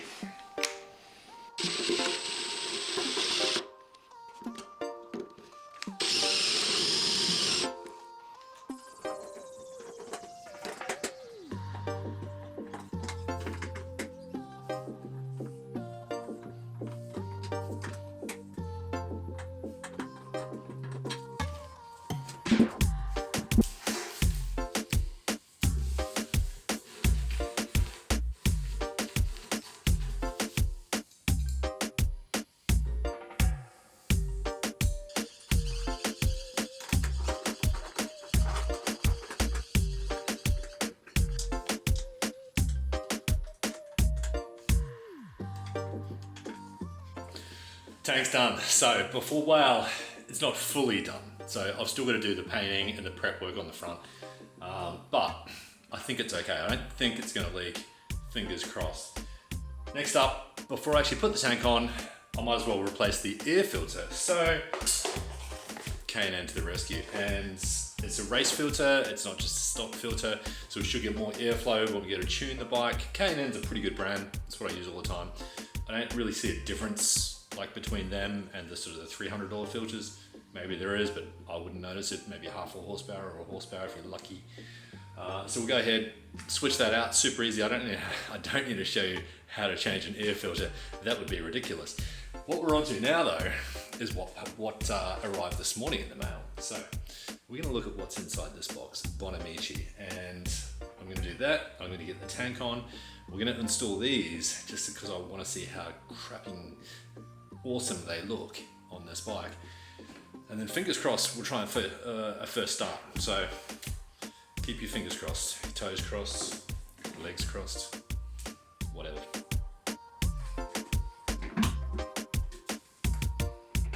Progress. Bonamici. More progress. No, I could try and start the bike now, but I really just want to get these on because they look so banging hot. Look at that. Actual billet pieces of engine sliders. Very cool. One for the clutch side, one for the generator side. Most people go with like GB Racing covers everything. I've got a clear clutch on the other side. I wanted to accentuate that, no point hiding it. So let's show it off. Damn, yeah, look at that. That's gonna be cool.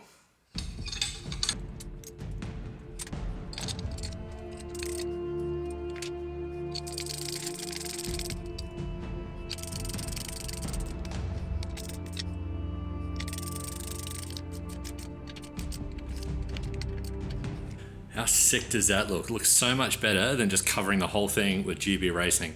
And you know what, if I crash, maybe I'll do one of these, but a few $100 I can replace them. Pretty cool, awesome, super stylish. And there's a generator side. How cool is that? Freaking awesome. Okay, the most nervous part of the build. We've got the tank on. I think we've got everything in place to do a first start. I've got the battery connected up. I've just got to check the power now. I've got a little bit of fuel in it, but not too much. There's oil in it. I'm just running over a mental checklist. This is like the most nervous time. I've had this bike for going on 2 months now, and I haven't even heard it running.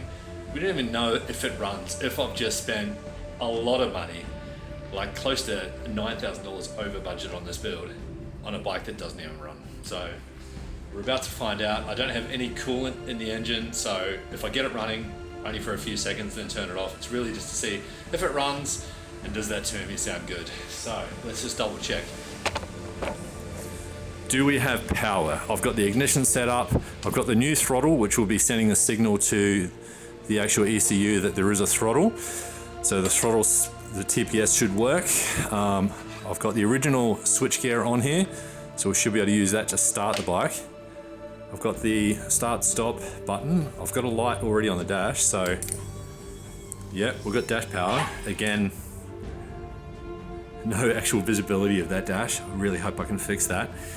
But this is it. I'm gonna set the camera down now, take a couple of deep breaths and see if I can actually do it. Okay, here goes nothing. I've got rid of my nice bike out of the garage just in case it shoots off the table. It's in neutral. We might be all right. Oh, that's probably not good. I really just hope it doesn't fall off the table, to be honest, but let's do it. Ready? 3, 2, 1. I got nothing. And now it's not turning off. Okay, I think I found the problem. Me. I have the switchgear around the wrong way. The problem is the plugs are identical. Left hand side. Start stop switch. No wonder. Second or third time lucky. Let's try this. Still nothing. ECU and ignition. Reset. Nothing. Nothing at all. Okay, this is the ignition relay. That's correct. That main load ECU fuse is really hot. I wonder if that's actually burnt out. So it's the next morning and we think we know what the problem is. We think the problem is actually me, and it's my knack for trying to find bargains on eBay, which has undone this whole ignition scenario. See, this is the transponder, and this is not coded the same code as the keys with the ECU. So this and the keys match, but the ECU does not match. So that's why we're getting nothing. So therefore it's just not unimmobilizing. So one of two things is going to happen. I'm going to have to buy a new transponder and ECU combo kit and sell the gear that I've got on the bike. Pretty much a 1-for-1 or close to that. And whilst I'm at it, I should get a dash which actually matches as well. Something like this is what I found on eBay, and it's not cheap, but maybe we can score a bargain somewhere. Although I've said that in the past. The second option is perhaps if I send this all to Ducati, they can all code it all accordingly along with a replacement dash. That's what I'm hoping for. But in the meantime, before I finish out this episode, what I really wanted to do is get a feel for how this bike is actually going to look. So why don't we try and get at least some of the body panels on.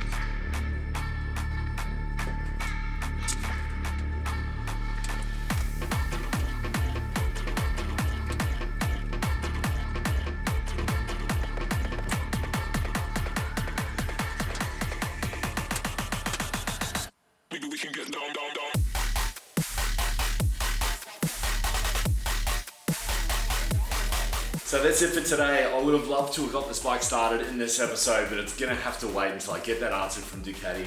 Next up, we're gonna try and attack the front end. So next time you see us, we'll be working on suspension, getting that suspension fully rebuilt with everything we've got from Suspensions R Us, complete new Olin's package going into this bike.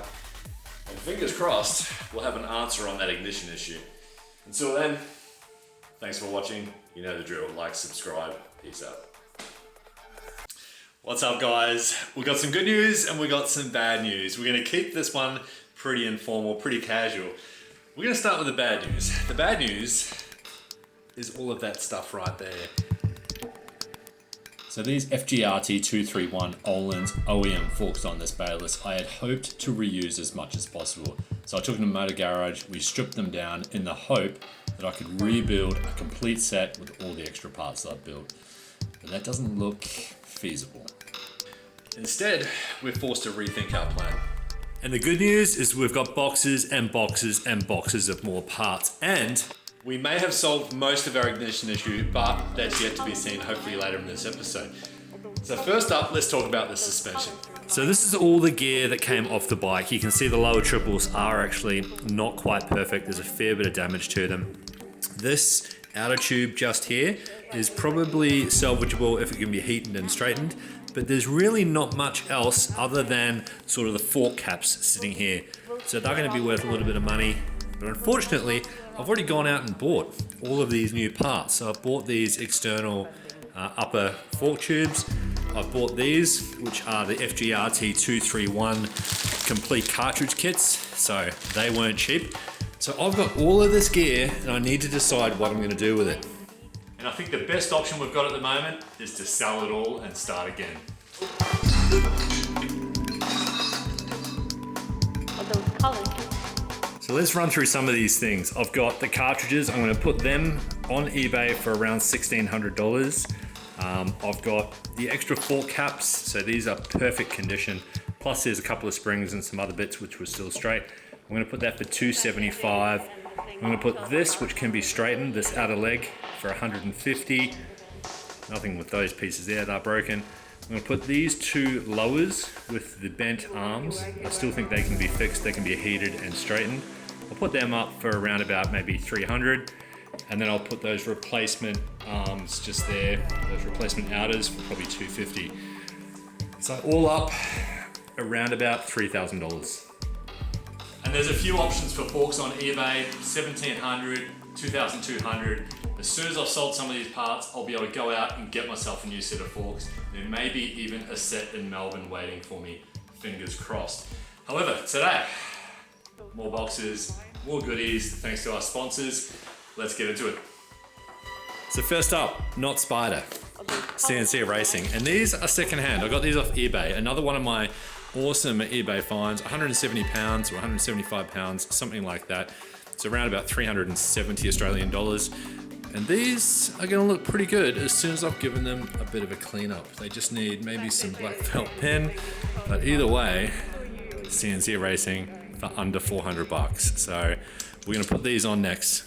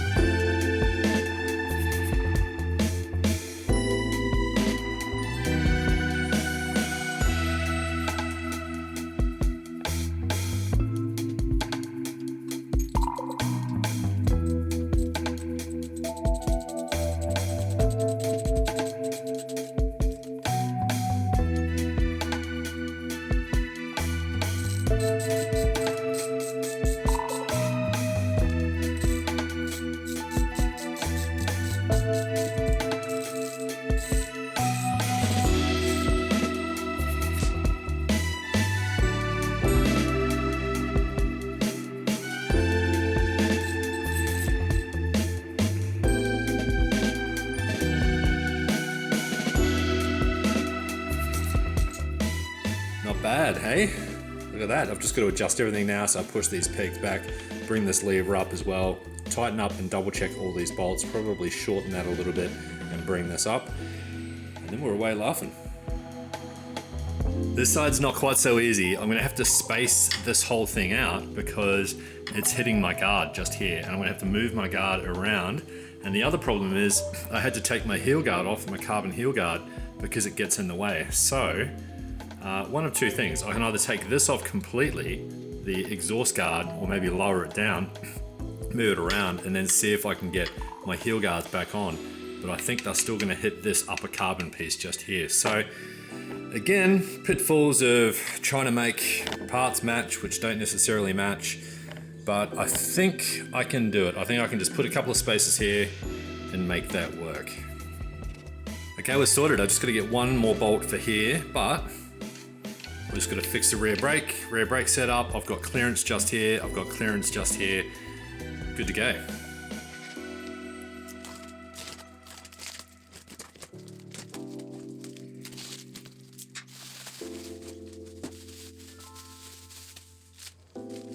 So with aftermarket fairings, you want to be using one of these. This is a headlight block off. They're about 200 bucks. I picked this up off Facebook. Someone has bought a track fairing, a DUCATI OEM track fairing. It comes with these front and rear light block offs.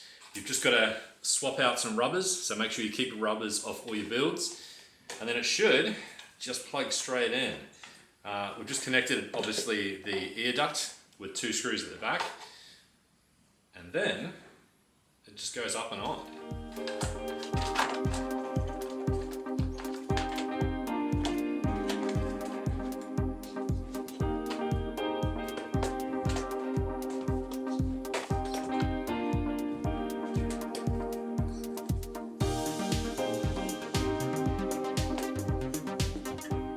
That that simple. 2 nuts there and there, holds it in place, and then the other one is where the front fairing pushes in and holds it in place just here. So I've just popped that front fairing back on, and now it actually fits perfectly, and look at that.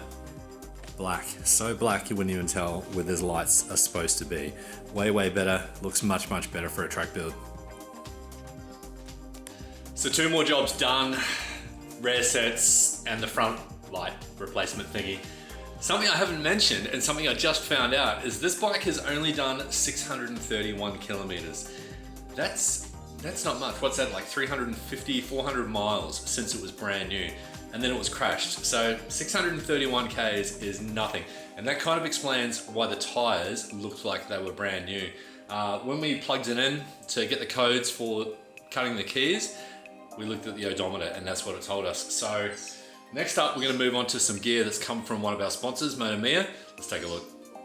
We've got a heap of stuff here. We've got a CNC Racing rear sprocket drive in beautiful red.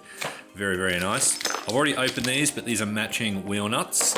We've got some black and red colored nuts to go on the sprocket flange itself. Just in here, I've got JT sprockets. This is a sprocket carrier, and this is gonna sit in behind this here.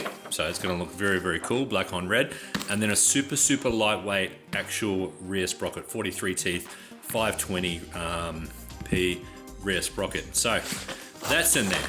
And then in this box, we have something else. We have a brand new set of discs, Brembo discs.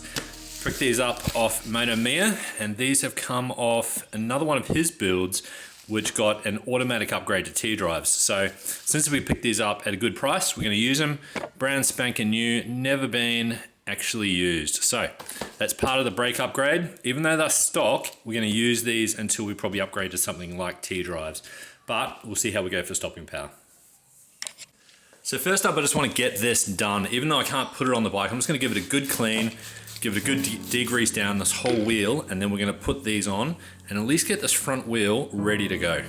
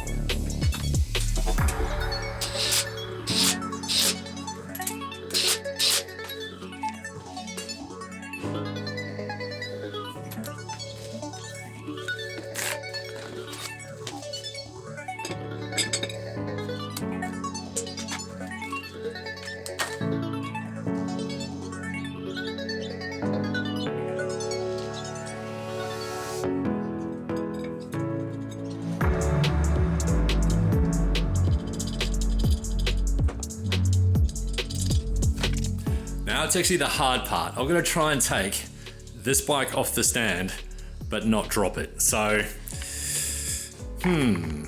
easier said than done. Might take 2 people. Okay, breaking out the big guns.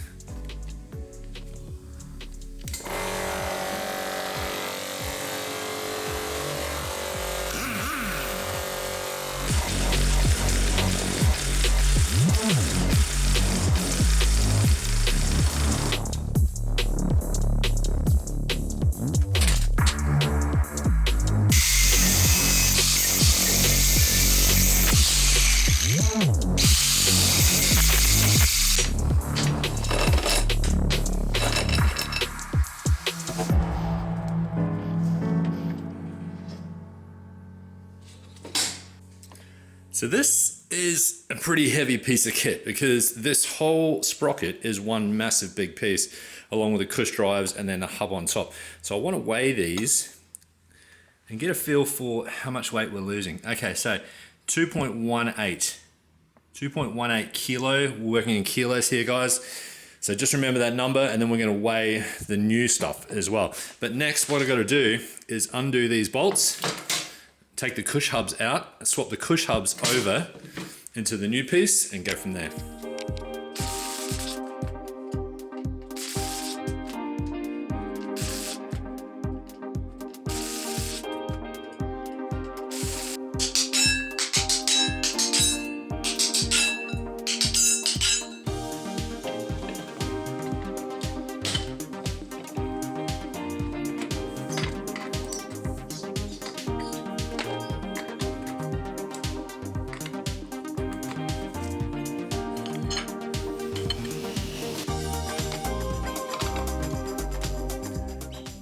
.528. That's 700 grams lighter than OEM.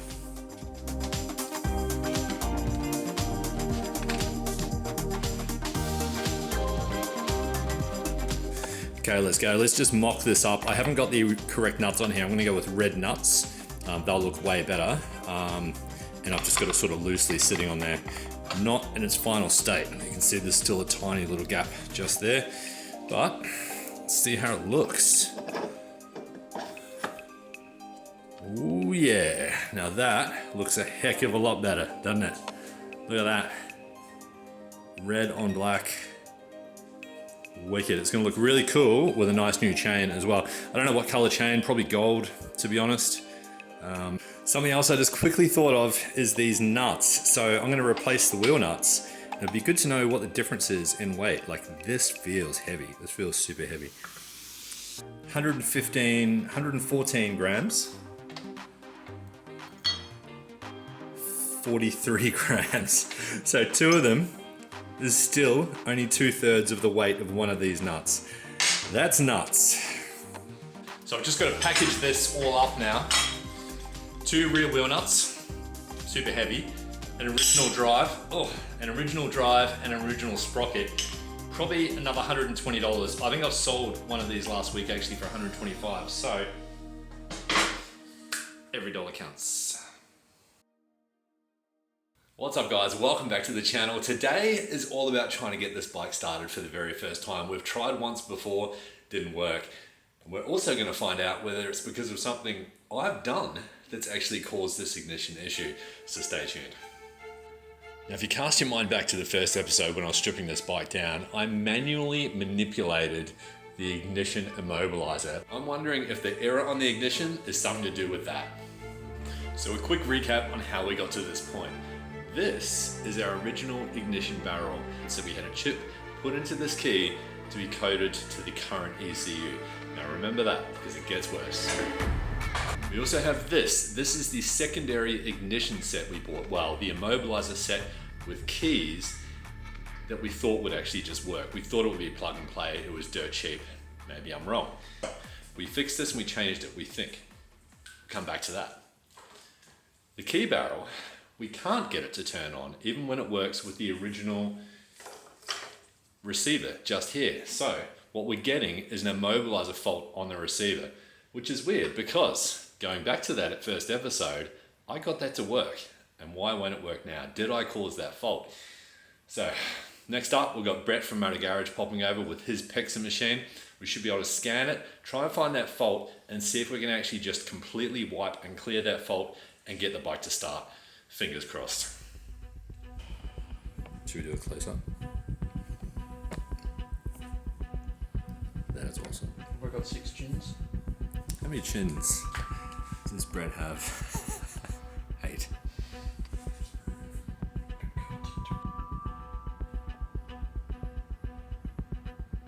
So it appears we're having no major luck with trying to find how to fix and how to clear this code on the Ducati. So I think it's time we turned to Dr. Google.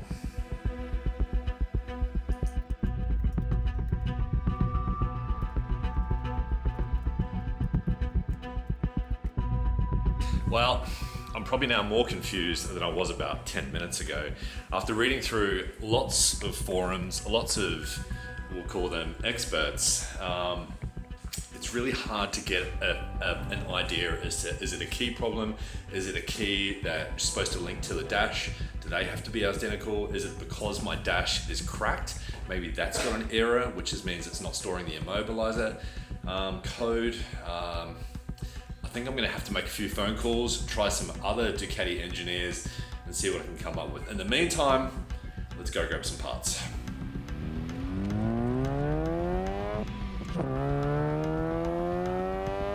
We're back, Motor Mia, more parts, let's take a look. What do we got, Matt? Hey mate, new tinted screen, light smoke tinted screen for the Bayless. Very, very cool. Oh yeah, that's Nice. There's a little seal that goes around the top. it's a nice screen that'll go with all the black on the bike. The set of screws that finishes off the Oh yeah, for the front screen. bearing. Yep. Yep, cool. And the suspension link.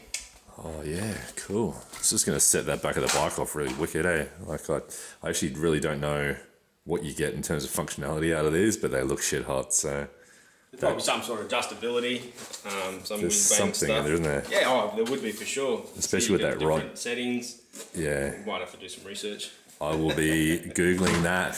I'm just gonna take a quick look at this before we go. This is beautiful. I think this is what most people dream of, having a bike like this. It's like full carbon fiber, isn't it? Yep, 996R, carbon fibre, yep. So the whole, look at that. The carbon fiber through the word Ducati. That is sexy. Exposed, yeah. Such a nice bike. Same as the retail. So what year is this? I think they were 2001. 2001. And what are you doing to this bike? Just a pre-sale detail, so just tidying up for the customer. We'll get it ready for the market. And then, yeah. So just a pre-sale detail, getting it all ready for sale. Man, if I won Lotto, I would buy a bike like this. Actually, I'd buy a few bikes like this. Look at that. I love the color of the wheels, everything. The way the pipes come up, the carbon. Is that new carbon? No. Is that seriously the OEM carbon? Yeah, I just polished it. Shit, you polish that. It looks like it's brand new. Look at that. That's awesome. You know, sometimes we take the whole exhaust system off, repaint the whole, re-polish the whole exhaust system. Just depends on the customer's budget and what they want to do. Did you do this one? Because this one looks pretty good. No, not yet. I'm just going to tidy up these top pipes. But yeah, you could pull this back wheel off. You could get right in there without, without too much dramas. But again, it just comes down to budget and what people want to, outlay before they sell their bike. But, A question. Do they have this grille normally, or is this aftermarket? the R's do, yep. The R's do? Yep, the SPSs I think do. The standard 916s, 996s don't. But yeah, all the R's I'm pretty sure do. The 998R. Yeah, right. Which has got it as well. So. And look at that. Was there supposed to be like a gold pinstripe as well? Some are different, so this one's a bit lighter. It's, yeah, pretty cool, isn't it? Awesome. Love it. Thanks for the parts. No worries, mate. Anytime. Now, I had to show you this 113 yellow 996S by Postos. It's just an awesome bike.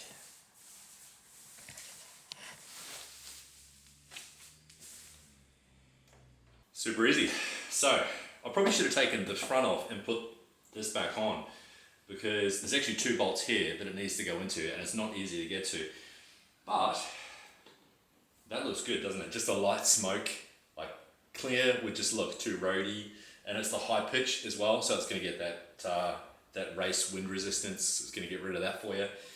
Much better. I'll go ahead and put them in. I'm going to use these nuts, these black Cupolino screws, so they should go nice and smooth, better than the silver ones.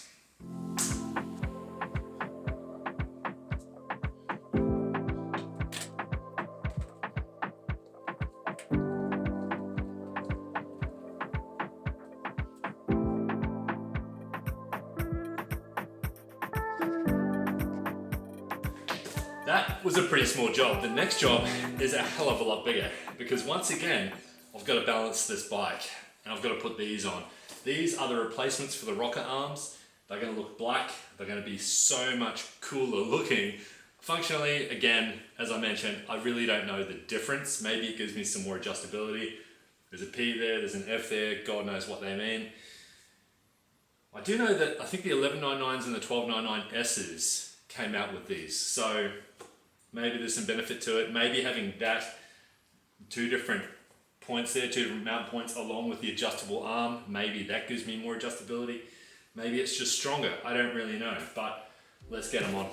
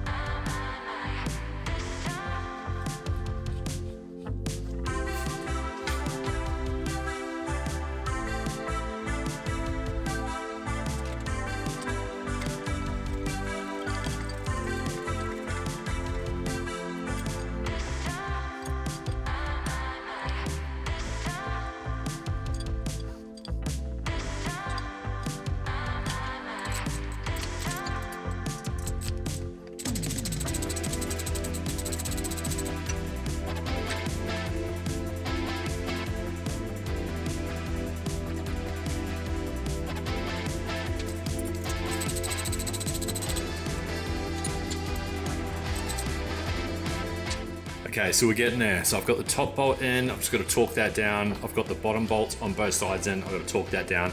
I've decreased this here, so the actual dog bone arm, but you can see it's still nowhere near short enough. So what I'm gonna do is I'm going to jack up the bike a bit more. So I'm just gonna jack this up a little bit more, which will bring this forward, and then this should just slot right in with one of these bolts. Clean that bolt up first, because that is disgusting. And then whack it in. That's it. Whack it in. If only everything was that easy.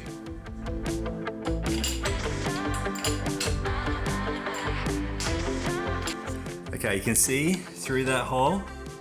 See how I'm not quite meeting up. So I've got to come up this way like 3 or 4 mil. So if I just jack this up, it should be easy.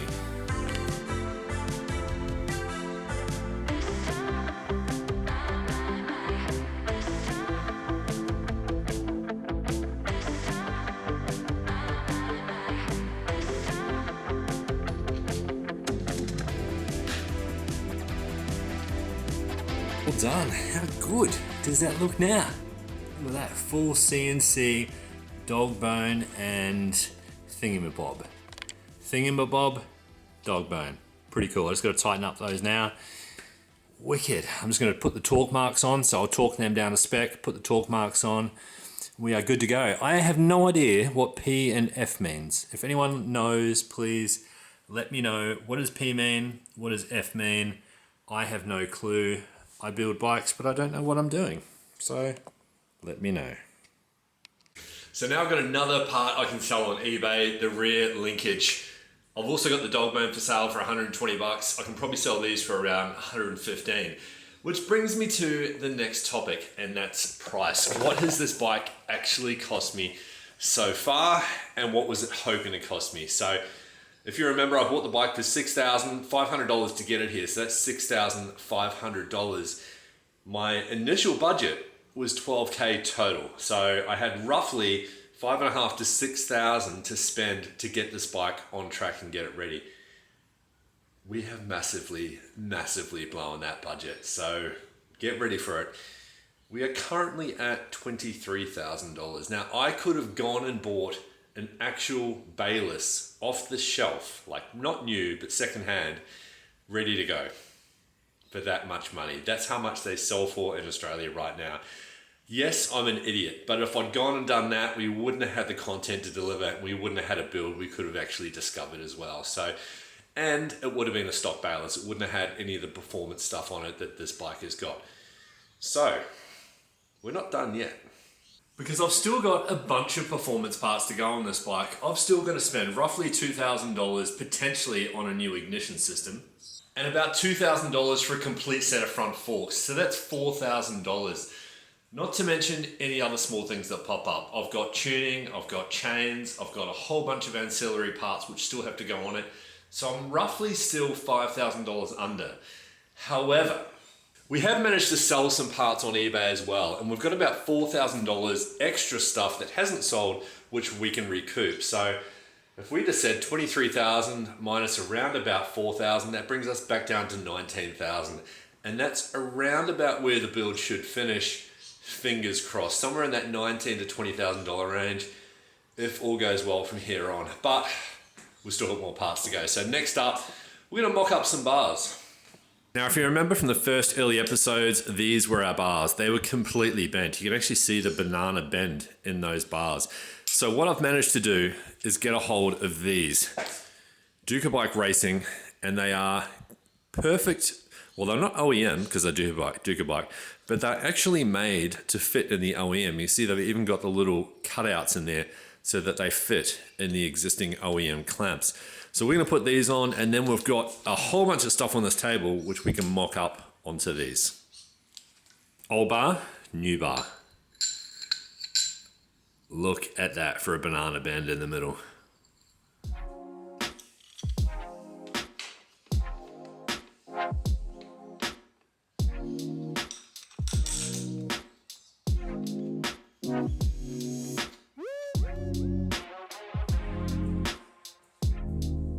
So obviously I don't have any forks, so I've just mocked up some cardboard forks for the moment. But the thing I love about these, and I've said this before, is see how that little notch fits in just there?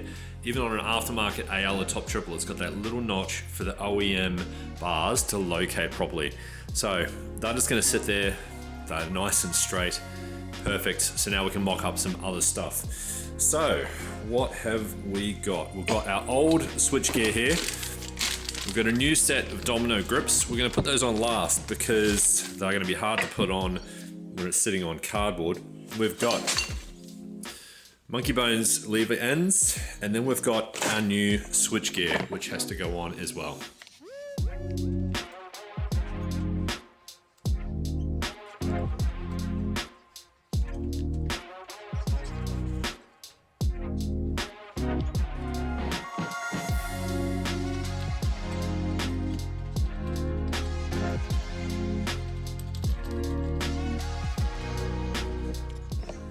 Okay, clutch is on, switch gear's on. This is the reservoir bracket. I reckon I can straighten that and salvage it. And then we'll put the reservoir up here. But I just realized I don't have a reservoir, so I'm gonna have to go and buy a reservoir, which means I've got to add that to my price as well. So let's say 23,200.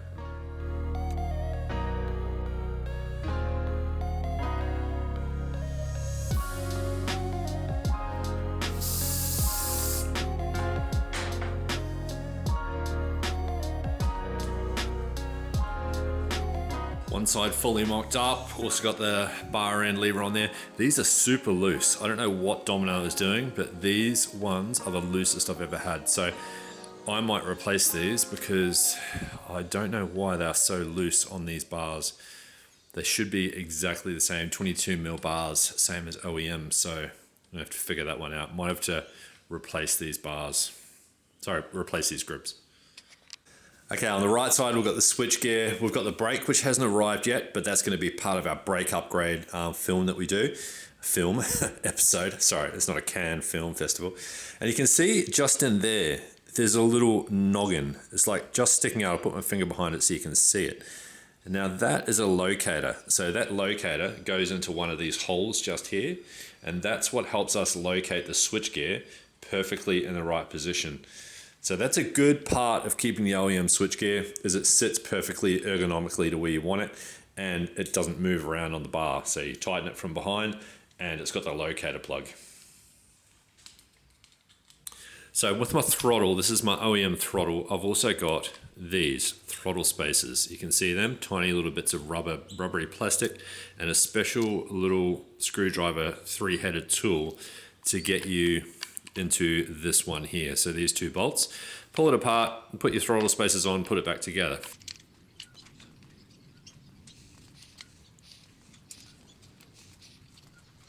There we go, another one done, and look at that. No play in the throttle, perfect. I've just got to tighten that all up, connect it. Just got to adjust the switch gear a little bit because it's not sitting quite right. And then we've just got the brakes to go on as soon as they arrive. Progress.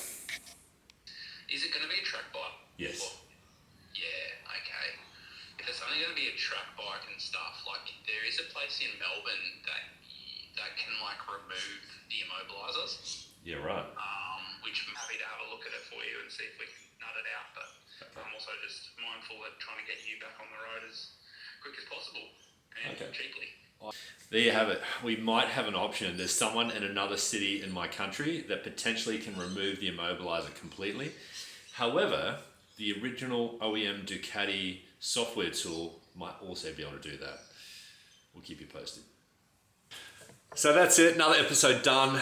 We'll see you on the next one, and fingers crossed we get some progress with this ignition. We've got a bunch more parts to come. We've got a whole bunch of carbon fiber and a bunch of other goodies performance related. So thanks for watching. You know the drill, like, subscribe. Peace out. What's up guys, welcome back. If you're looking for a high quality, highly edited video, this one is not for you. Because today it's all about what's in this box right here. And the whole purpose of this video is to get this bike started. So let's jump straight into it. This I had to order off eBay. It's a complete ECU and ignition combo. It cost me $892. That's a lot of money, but it's got the ignition kit with a matching key. It's got the ECU and black box. So we should be good to go, right? And my theory is, if I can take the ECU out of this bike, take the black box out of this bike, and then replace it all with a complete fresh set with everything that's matching, surely that's going to be what I need to get this bike started. One other thing I picked up during the week is this, a new dash. Well, it's not brand new, it's secondhand off another wrecked bike down south, so down in another part of Australia. Picked this up off a new friend of mine, and I got it for a good price. I got it for $600, which is pretty good market price for that. So I think now we've got everything we need to get this bike started. And that also means I'm gonna have an extra ignition piece, which is just here. I'm gonna have these parts over here, which I can also sell. So I'm gonna have the spear dash, which could probably be fixed by someone who's a lot smarter than me. $125 on Marketplace. This extra ignition set with 2 matching keys, this is already sold for $275. And then I'm gonna have the ECU and the black box of this bike. So all of that combined, I can probably get around about $1,000 for. So let's do it. And for anyone with a keen eye, something else you might have noticed is some carbon fiber. We've got our first shipment of carbon fiber from Maxi Carbon from this bike for this bike. If you want to hit up some good carbon fiber, it's out of Italy, and Maxi Carbon is the website you need to jump on. But let me show you. So we've gone with matte. We've got the matte Maxi Carbon finish. I've just got to bolt that in place. It's 2 bolts on the top and 1 bolt on the bottom. So 2 bolts on the top go in where the rear hugger goes in. So I've just got to put those down, and I've got to put this on. I'm unsure if I'm gonna seal that in place yet. And then we've also replaced the shock cover with a nice matte carbon shock cover. So that is gonna look pretty awesome in the box. I've still got a really nice front guard, so matte carbon front guard. And this is gonna go really well against the wheels when the wheels get painted. We've got our gold paint right here. So I know that looks yellow, but it's actually gold. So that's gonna get the wheels done. The wheels are not gonna get done in this episode though. That'll be the next one when the front end arrives and we build up the wheels. So first up, I'm just gonna remove the seat and take the black box out of the back. And then I'm also gonna go around the other side of the bike and take the ECU off. Before I do anything with putting the new ECU and black box on, I'm also gonna detach the battery so that when I've got a nice closed circuit, I can put the battery back on and fire everything back up.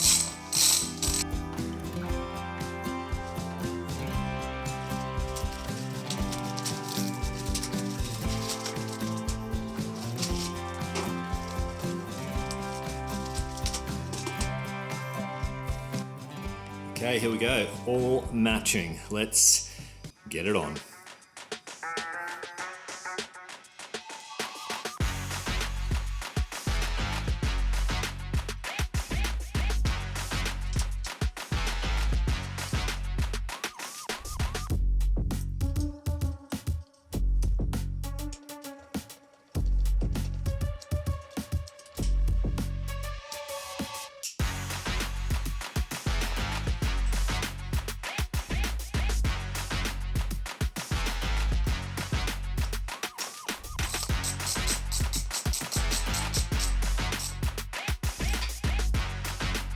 Okay, this is I guess the $900 moment.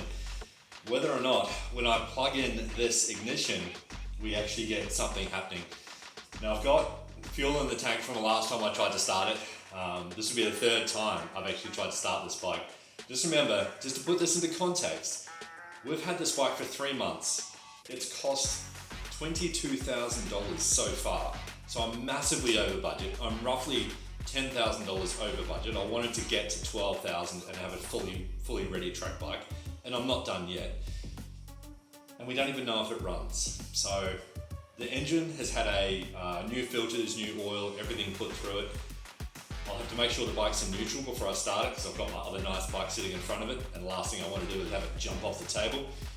I've got fuel in the tank. The tank's been cleaned out. As far as I can tell, I've got everything pretty well ready for this bike to start. I'm not going to bother about using the keyless ignition for yet. I just want to make sure that the codes actually work on this new ignition and it all matches enough to start the bike. I've still got the problem with the dash, may need to be coded to the ECU, I'm not sure. Let's see if it displays any kilometers or any odometer reading when I plug this in. But this is the moment of truth. What we should hear is, we should hear the fuel pump go, and we should hear probably some of the ignition actually activate. Let's make sure the bike's off, yep. Okay, and I didn't hear a single thing.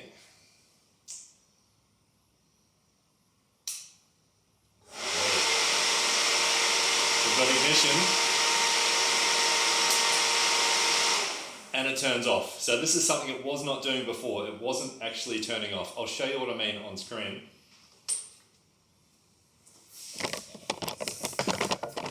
So last time when I turned the key on, it would work. But when I turned the key off, it wouldn't do anything. Now you can see I've got a whole bunch of errors on screen there. DTC error, ABS error, a whole bunch of things. So, one of the errors we're going to get rid of before we go any further is, chances are we're probably going to get an error for the exhaust, because I've disconnected the actual exhaust servo just here, but I haven't put a delete on it. So what I'm going to do is I'm actually going to take the servo out of this, this holding bracket and plug it back into the bike. And that way we won't get any errors coming up for that. And this, the rest of this can just go in the rubbish because it's not worth a single thing. Maybe I could take that bracket off and sell that bracket for 50 bucks, but again, it's probably not worth it. So let's do that. Let's take this off. I want to get everything on this bike and pretty well to the best of my ability, all the checks done before I try and start it.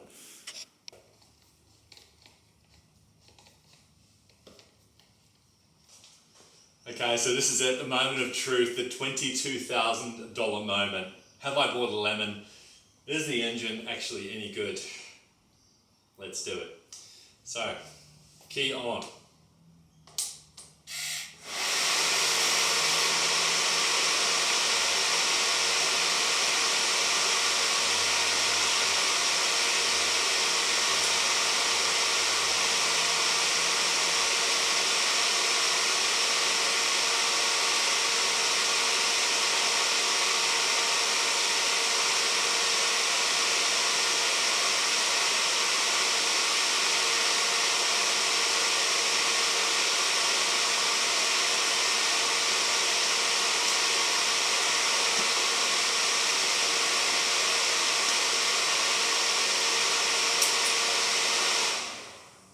I got nothing.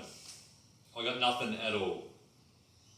There are so many errors, it can't even tell if the bike's in neutral. The neutral is flashing, so it's probably not going to start anyway, whilst it doesn't know if the bike's in neutral. So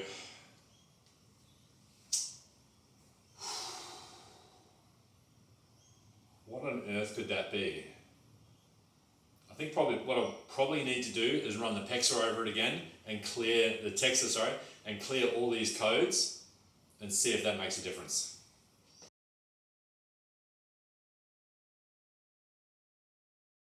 So it's actually 5 days later. I had got just jack of this bike. It was annoying the crap out of me. But I've just found one thing. I've just checked the fuses again, and I found that the IMU fuse, the fuse for the actual tip over sensor, had just blown. So I've just reconnected everything, and I'm thinking that's probably going to be enough for us to try and start this bike. Fingers crossed, the first sign we'll know is if we start to see some errors disappear when I turn on the ignition. Okay, so far so good, because the fan's not running. I could hear that going, but look at that. Most of those errors are gone. So I'm pretty sure we should get ignition, so let's give it a go. Okay, what's this, the 5th or 6th time we've tried? Everything's on, everything's attached. I haven't bolted in the black box, I've just got it sitting there. It's in neutral, it's not going to shoot off the table. There's a little bit of fuel in it. Okay, let's do it.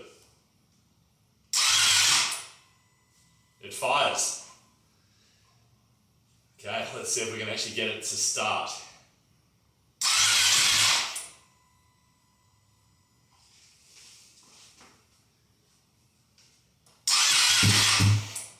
Oh, getting close.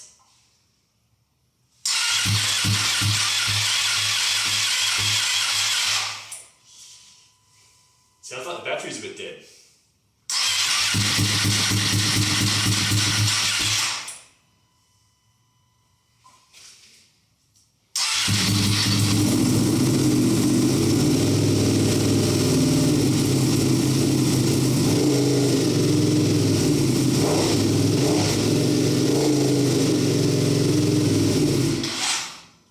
She runs, finally, after 3 or 4 months.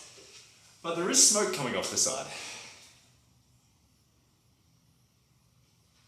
How awesome is that? That sounds wicked. Let's try and start it up again.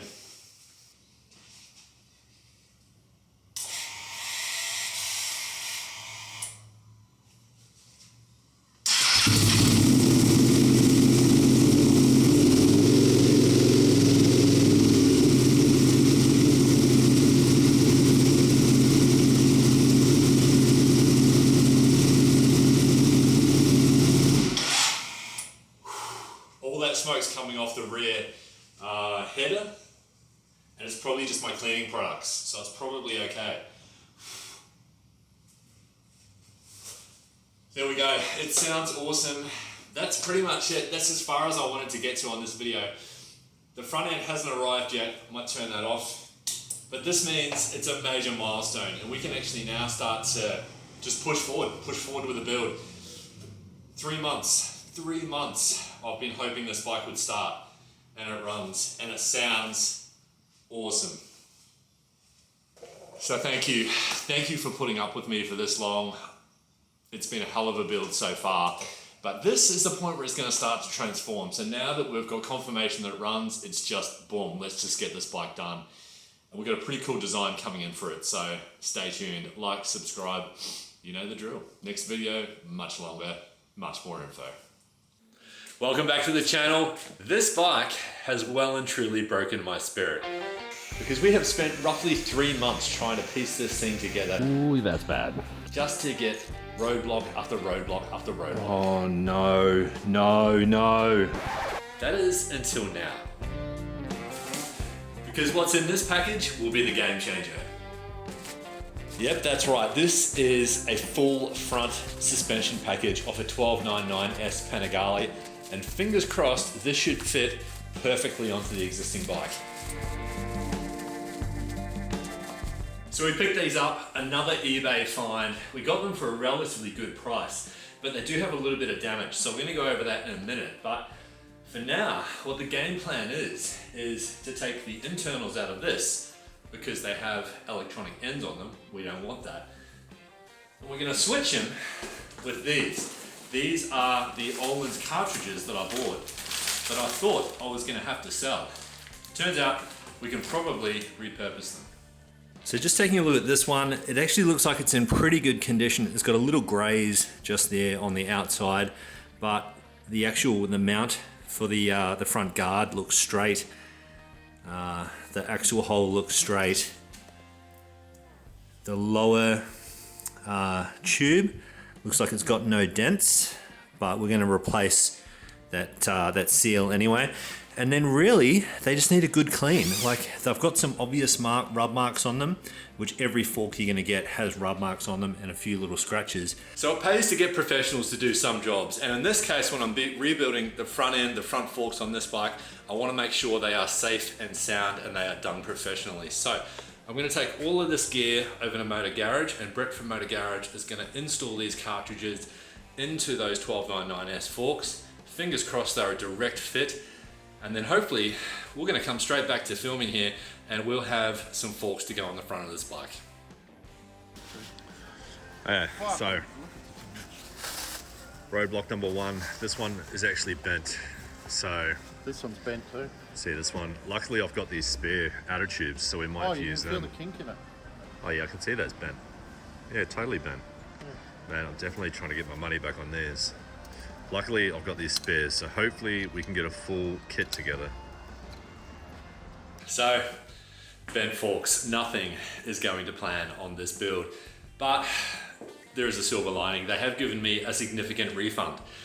So forks that cost me $1,459 have now cost me about $1,000. So even once I take them apart and try and rebuild a complete set of forks, I'll have heaps of spare parts I can sell. But in the meantime, whilst Motor Garage are building up those forks, I've come back to the garage, I'm doing a bunch of little jobs.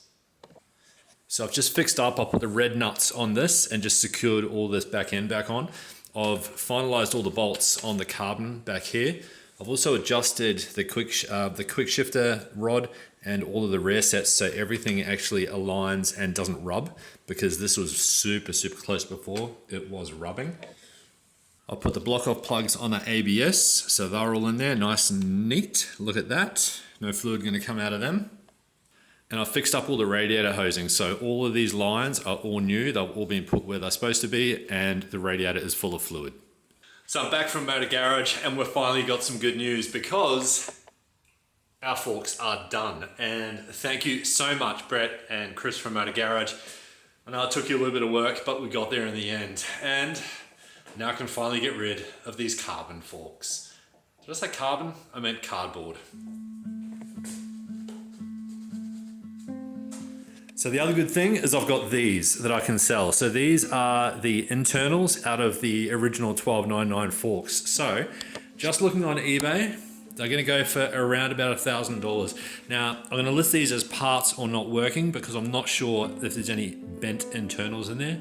Surely some of it would have to be slightly bent, but these fork motors, these parts on the end here, these fork motors are worth hundreds and hundreds of dollars just by themselves. So that means more money back in my pocket, fingers crossed. Anyway, let's get these forks on.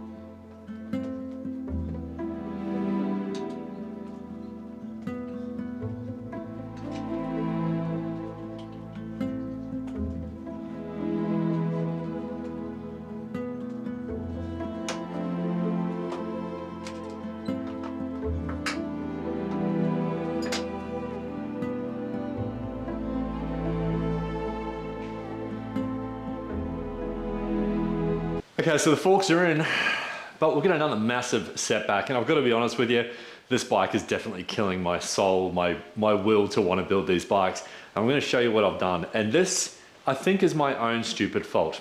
Again.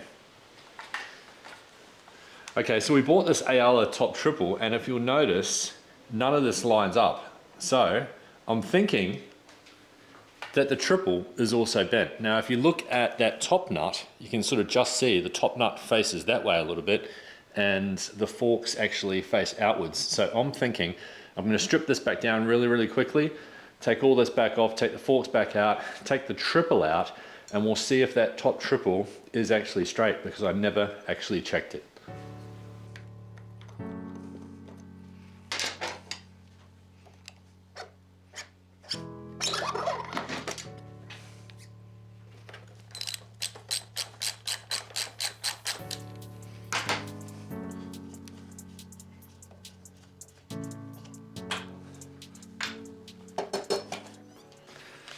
Look at that, clearly not straight. I'm an idiot. Let this be a lesson to everyone who wants to build a bike off eBay, like I've tried to do here, with every single part coming secondhand from Marketplace, from eBay. You've got to be willing to take the good with the bad. And unfortunately, I've had a lot of bad on this build. This is bent. I'm gonna have to replace it. I've got some options. I've found a few options in the States. There's nothing in Australia unless something pops up on Marketplace this weekend. There's about a 3-week wait on parts from Italy. So if I want to buy a complete new OEM V2 Panigale lower triple end stem, even after my discount, around about $1,000. That's a lot of money to put on top of the $22,500 I've already spent on this bike. So yeah, I might need to rethink the way in which I build superbikes. Righty, I've taken the plunge, I've done it, I've ordered those parts that I need. Something else I wanted to show you anyway, because I was hoping to get this bike actually on its wheels today, and this was one of the parts that just arrived in the mail that I thought would be a pretty cool addition. And this is actually another eBay find. Yes, I know. Takeoff duck ear ducts. So they're not actually DUCATI Performance, but they look the bee's knees. They've even got the built-in spacers, and they come with 2 different size spacers. So if you're running a V2 with the 320 discs, you can take these fat spacers off and put a thin bracket on it, which I thought was pretty cool for an eBay $91 special. So pretty happy with that. But I've got nothing to attach them to. So I think that's about it for today's really sad, demoralizing episode. I think I definitely need another build in this workshop, because I can't get enough content out quickly enough, and parts are just killing me. So we've got heaps more parts to sell now.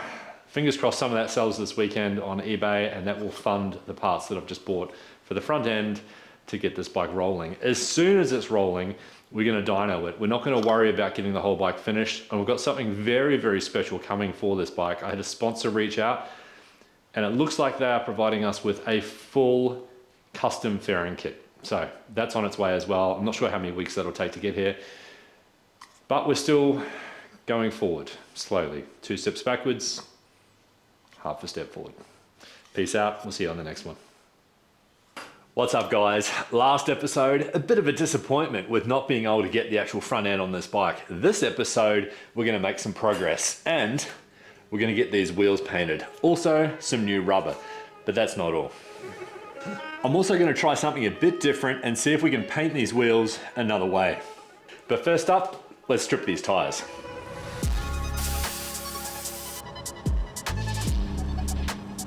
Okay, we're back. Our wheels have been stripped, so no tires on them anymore. And I've had my paint, whoops. I've had my paint transferred into cans. I've got 5 cans out of the one 500ml container, so that is awesome. I've also got a bunch of 2K clear. Now, you're probably asking, why am I moving to cans instead of using my spray gun?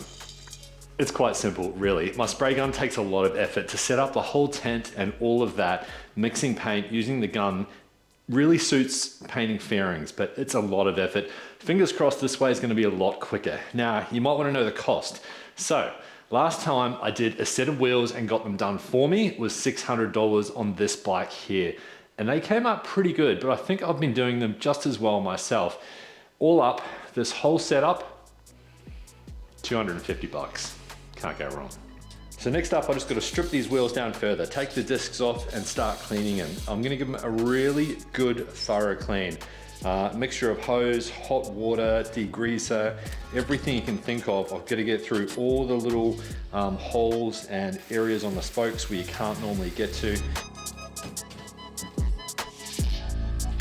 So first problem, I've got to figure out how to get these red stickers, these red rim stickers, off these wheels. And it's not going to be an easy task because they've been on there for quite some time. So I've got a couple of tools. I've got Dissolve It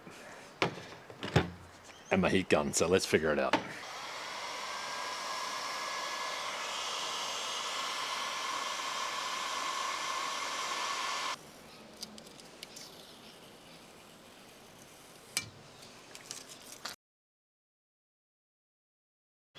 Both done. Look at that. It's just left this sticky residue. So a bit of Dissolve It. If you don't know what this stuff is, this is awesome. It just dissolves any sticky residue. And you just leave it sitting there for a few minutes and then come back to it.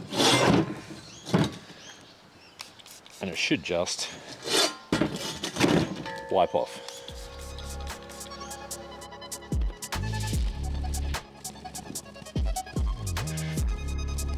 "30 minutes later and my wheels are almost done. One final step, degreaser. I'm just gonna run some degreaser over them, give them another hot soapy water wash with some clean water afterwards, and then we're good to mount them up.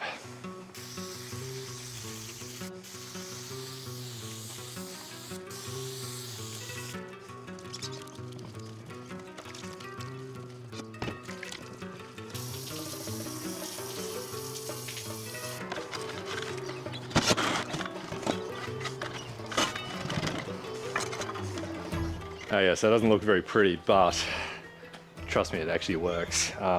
Normally, if you've got a dual-sided swing arm, your wheel spins really nicely. This, I'm just gonna have to take a bit more care when I'm painting it.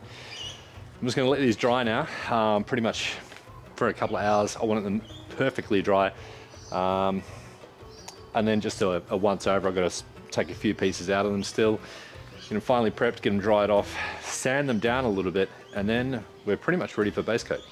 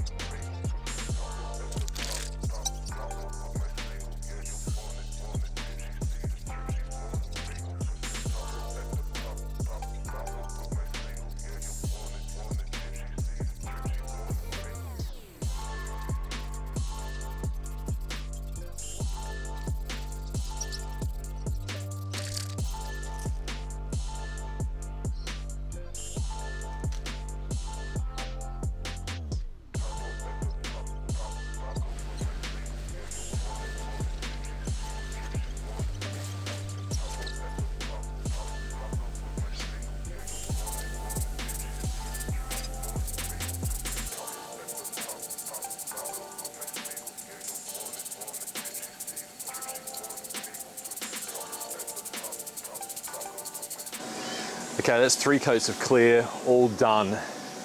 I'm not very happy with it, to be honest. I've got so many little spots which are just absolutely screwed up, but I love the color. Like generally, the color itself just looks insane. I think it's got almost like a little hint of green or black in there as well. So it's not just straight gold. But, so next up, I'm gonna wait about 30 minutes. I'm gonna let that actually settle. This is what I look like with no hat on, by the way, like an old man. I'm gonna let that settle, make sure no dust gets on it, and come back in around about half an hour and see what they look like. So while I'm waiting for those wheels to dry out in the sun, I'm just gonna do a couple of final tasks. I'm gonna set up this push button ignition and get rid of this key.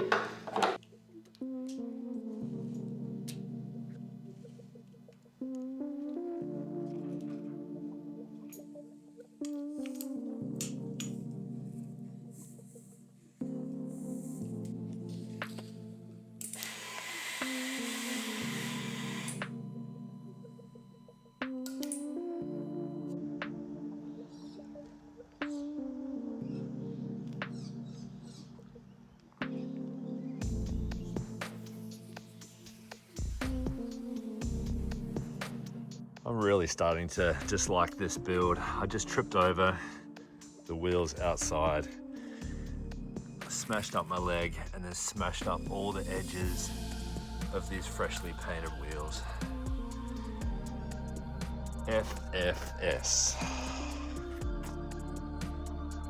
Let's assess the damage aside from my hand and my foot, which I think my toe might be broken. That toe is killing me. But let's look at these wheels. Fuck. There's blood everywhere. Yeah, that side's gonna need a touch up. Take the camera off.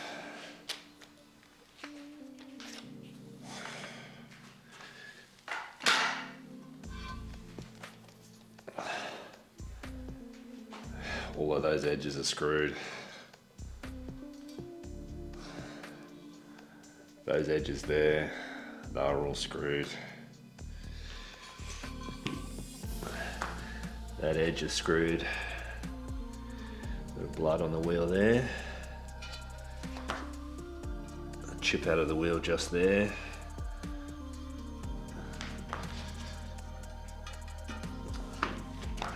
More chips out of it here, here, here.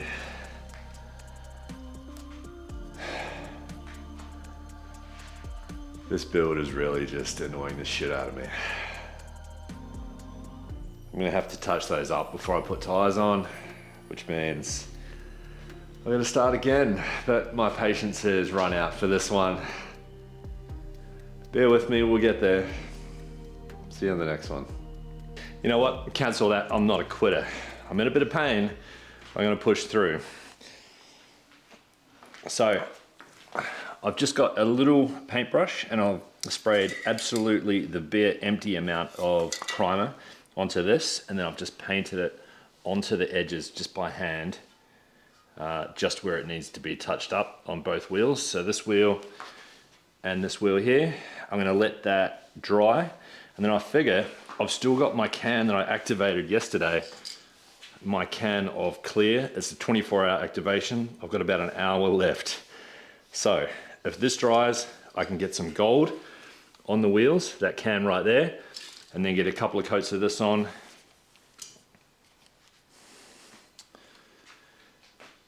And we should be back on track to get wheels with tires done by tomorrow. Fingers crossed, I don't fall over again.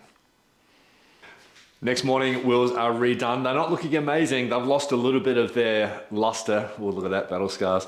They've lost some of their shine. So I'm gonna have to get Matt from Clean Ride to buff them back and polish them up and bring that shine back, because the wheels are glossed, or they're supposed to be glossed, and the bike is gonna be a satin color. Now, a quick update on the headstock. So on the lower triple, the boys from Iconic Motorcycles, yes, the one and only, have come to the rescue. So Iconic Motor Market, got some amazing parts on there. They have sent me a 1299S in very good condition, lower triple.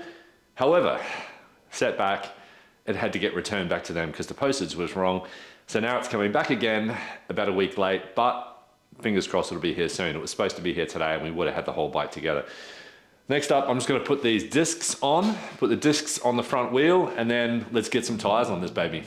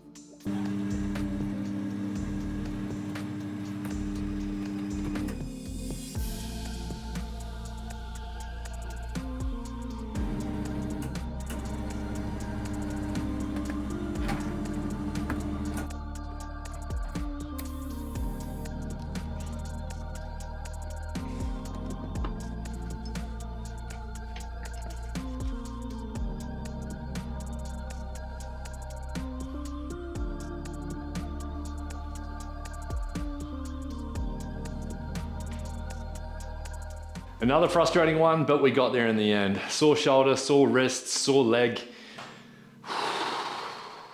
This bike is really pushing me to the limit. But onwards and upwards. Next episode, fingers crossed, that lower triple arrives and we'll get this bike on wheels. Can't wait. What's up, you absolute legends? Now, I want you to know, since the last episode, I've taken in your feedback. No more flip-flops. I'm gonna do this whole episode in my bright orange basketball boots. Safety first. So in the last episode, we found this to be bent, which pretty much set the whole build back by at least a week and a half. So we have a solution. And here it is. Straight from our friends at Iconic Motorcycles in California. Now we had a couple of options. We could have gone with a full CNC racing top triple and lower triple. That would have been pretty cool, but it probably would have cost me a bit of money. This, on the other hand, only cost me 140 American dollars. Now I know what you're saying, is it bent, just like the last one? I don't think so. Let's test it.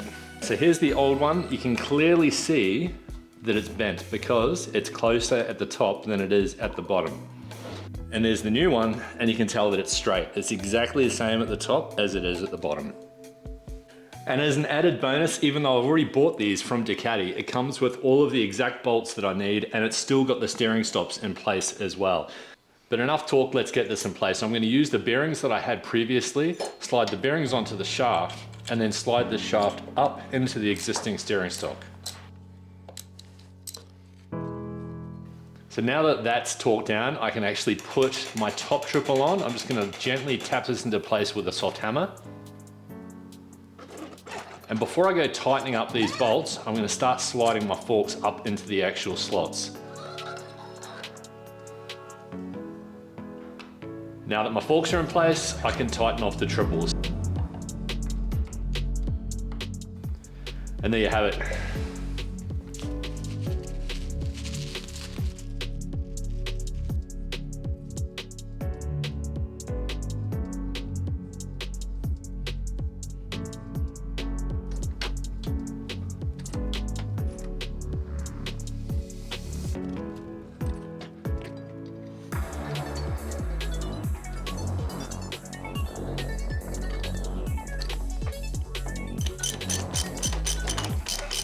It looks cool, but it doesn't work. So we've got a small issue.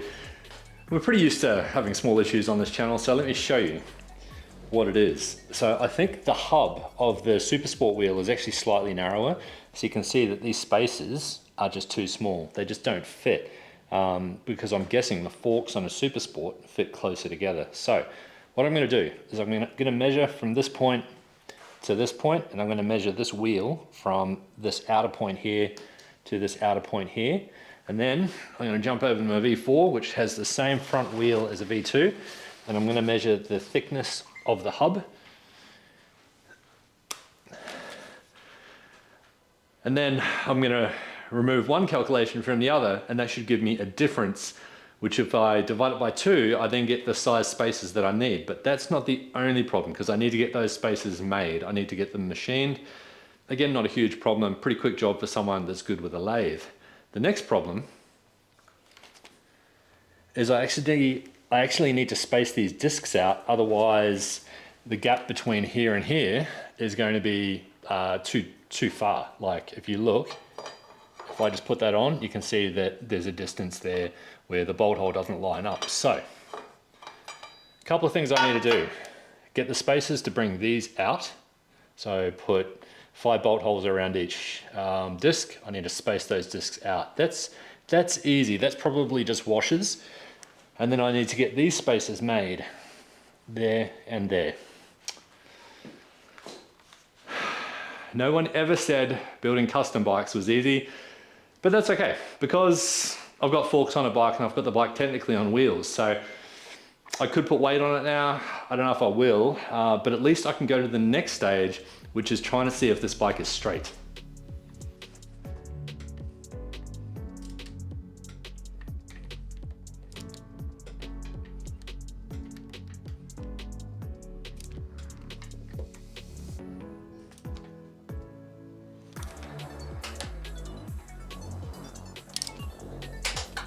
Right, it's all torqued down. For the first time in a long time, the bike doesn't need a center stand, a center jack under it. So massive milestone, even if the front is not perfect. We can worry about that later. So I think what I'll do next is I'm gonna grab the controls, the bars, the clip-ons, everything to try and get the front of this bike built up. I might even get the guard on there just so I can get a look for it. And then I'm gonna mark up the bike for the center line. So I'm gonna use a felt pen, like a paint pen, and I'm gonna mark up the center line down the bike. So various points, get a bit of light there, various points on the bike to give me a center line so that we can use our laser measure to see if it's straight. So first up, let's get these bars on. I'm just gonna start with the clip-on attachment by itself first, and then I'm gonna worry about the bars, because I think the first time I did them, I actually got the bars around the wrong way.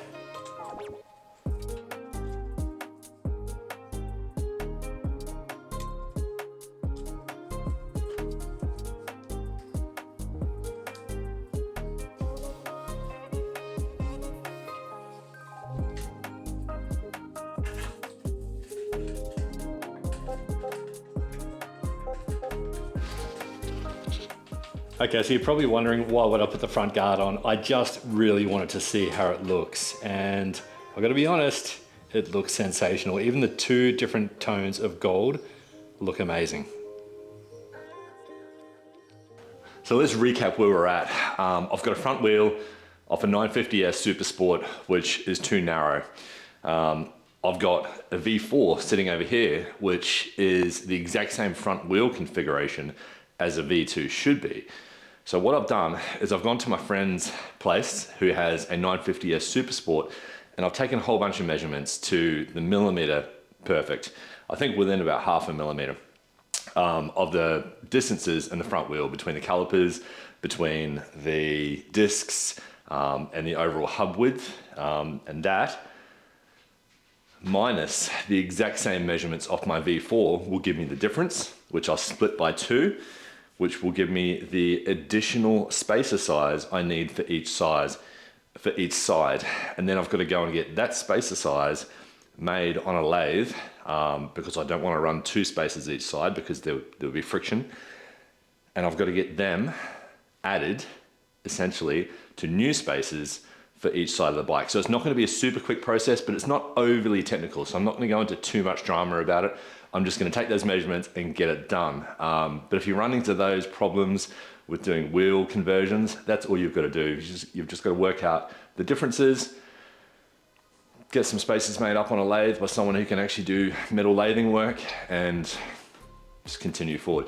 So next what I'm going to do is I'm going to strip this front down a little bit, and then we're going to set up a laser.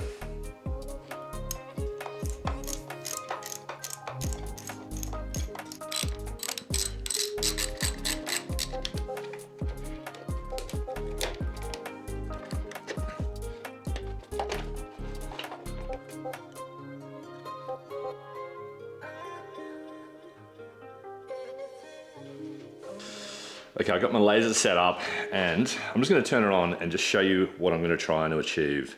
Now, this is not perfect science, but it's going to be pretty close. So, just going to line that up on the line that I drew on that front frame. It's got to be perfect. Here we go. Okay, so that's my first point, is this point just here. I don't know if you can see my laser. I don't know if you can see that. You can see it on my hand. Maybe, there you go, you can see it on my hand. And then I've got another point just here, which is this bolt hole right here, which will be dead center in the middle of the lower triple. And then I've got another reference point, which is the center of this bolt hole here. I've got another reference point, which is the midline of the top nut.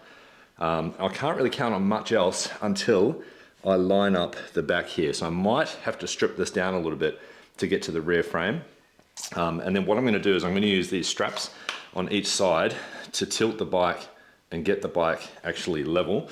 So using my level, get the bike level, and then I should be able to line up this laser perfectly, and we shouldn't see any variance front to back. So there's 2 axes. There's this axis here, which is from this point to this point that we're measuring. It has to be straight in a straight line, so whether or not the bike has twisted at all. And then there's the vertical axis down the front, which is we're measuring from this point here, crossing through this point here, this point here, this point here, and then we should have an equal distance between the forks of where the laser line sits.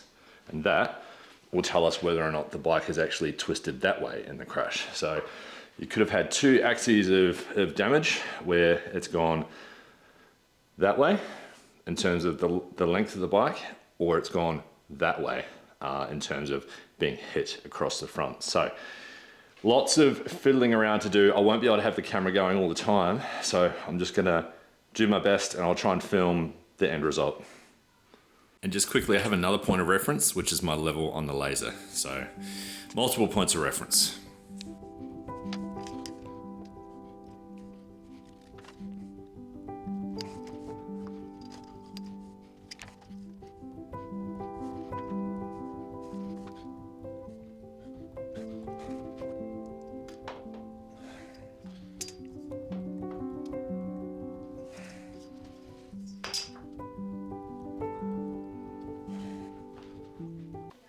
Oh yeah, so sorry for my camera work, it's gonna be a bit dodge, but I've got it to a point where I've got everything straight on this axis, so this one, but I'm just out by about 3 or 4 mil at the back.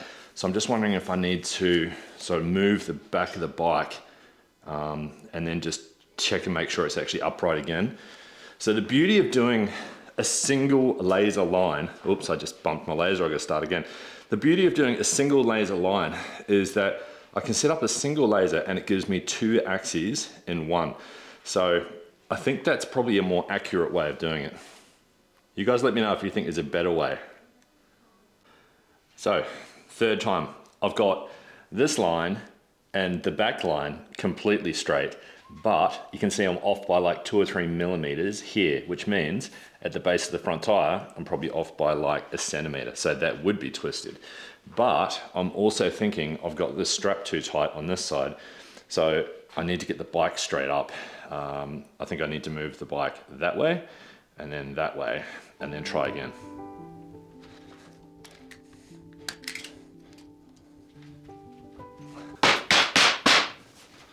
Okay, I think I've got it. I think I'm bang on. So I'm gonna turn the lights off now so you can see my lasers. Okay, now you can see my laser line. Dead smack straight, bang in the middle. I've got it going perfectly through this center point of the hole, straight up, hitting this point here, hitting the midpoint of this, all the way back, and hitting the midpoint of there. Although I just put my camera through it, you can see the midpoint of that right there. So,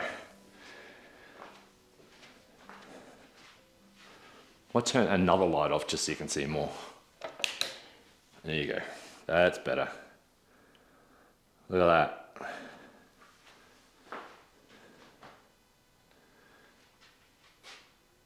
And my laser is also dead even. Okay, so I need to take a moment to think about this. And you guys can validate if I'm right or I'm wrong, but my hypothesis is one single laser line joining 3 points across 2 axes. If all 3 points touch on the same laser line, then both axes are straight and equal to each other. Is that correct? I think that's correct.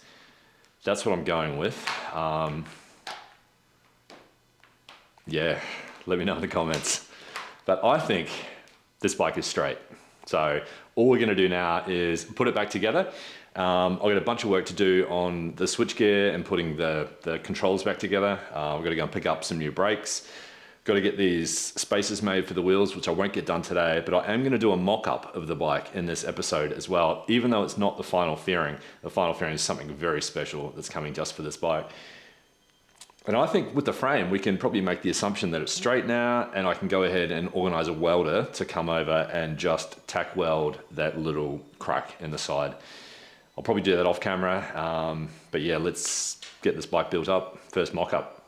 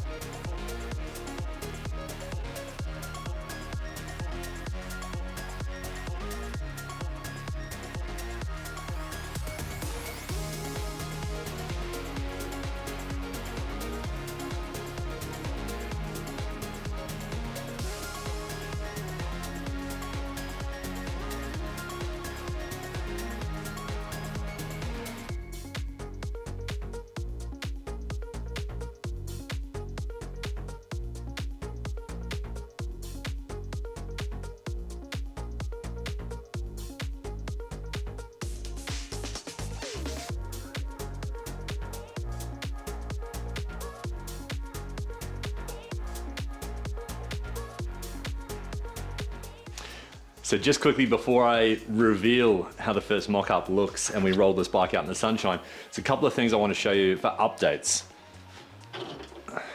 Our steering damper, our Olin's steering damper, $700 at least new plus postage.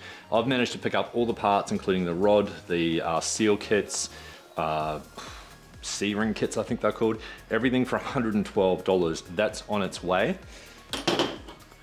I've still got to mount these, the Rizoma reservoirs I've got. These are the large ones, but there's not much room in that cockpit, so I'm going to have to remake these brackets.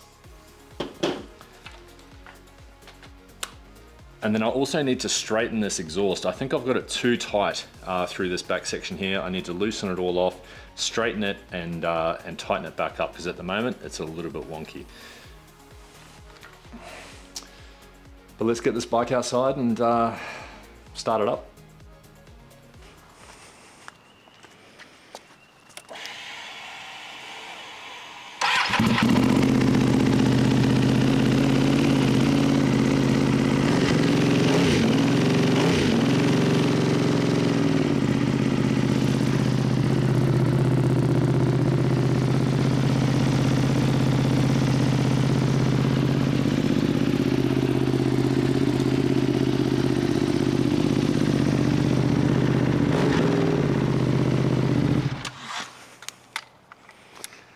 Before I absolutely piss off my neighbors.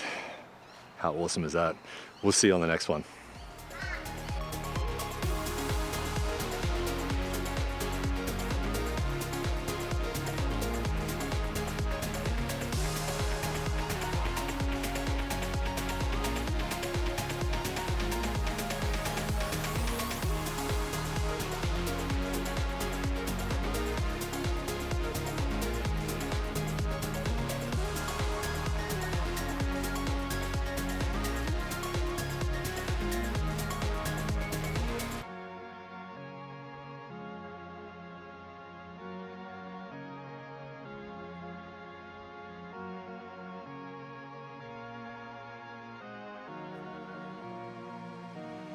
"10 weeks ago, this superbike was a complete wreck. We bought it back from the dead.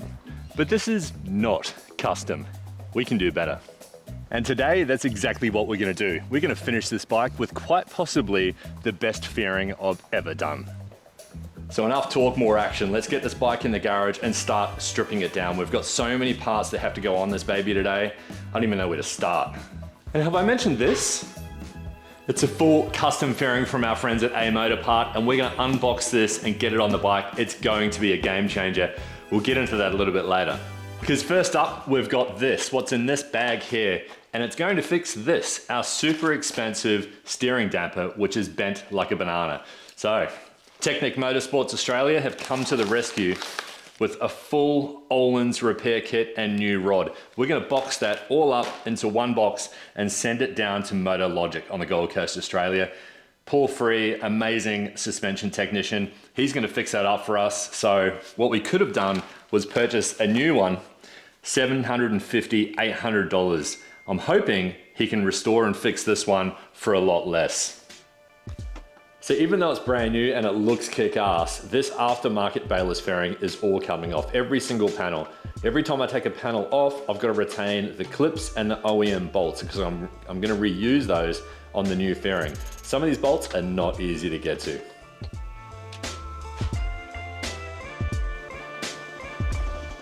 And there you have it, a stripped down version again.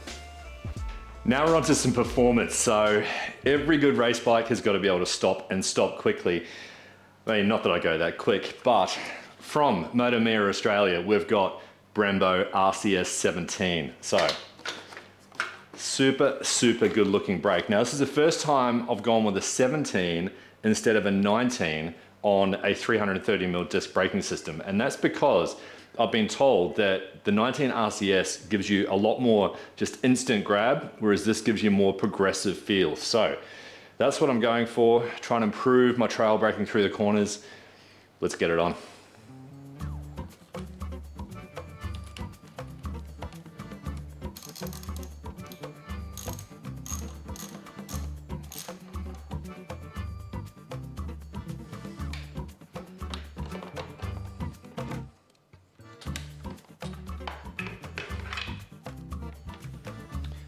there you have it. All done and ready. So these are just centered perfectly where I can still see the dash and everything nice and neatly through there. I've mocked up this side with the brakes because this side's all bled and ready, but this side I haven't yet because obviously I can't put the calipers on until I get the wheel spaces. So hopefully they're gonna arrive in the next probably 2 days.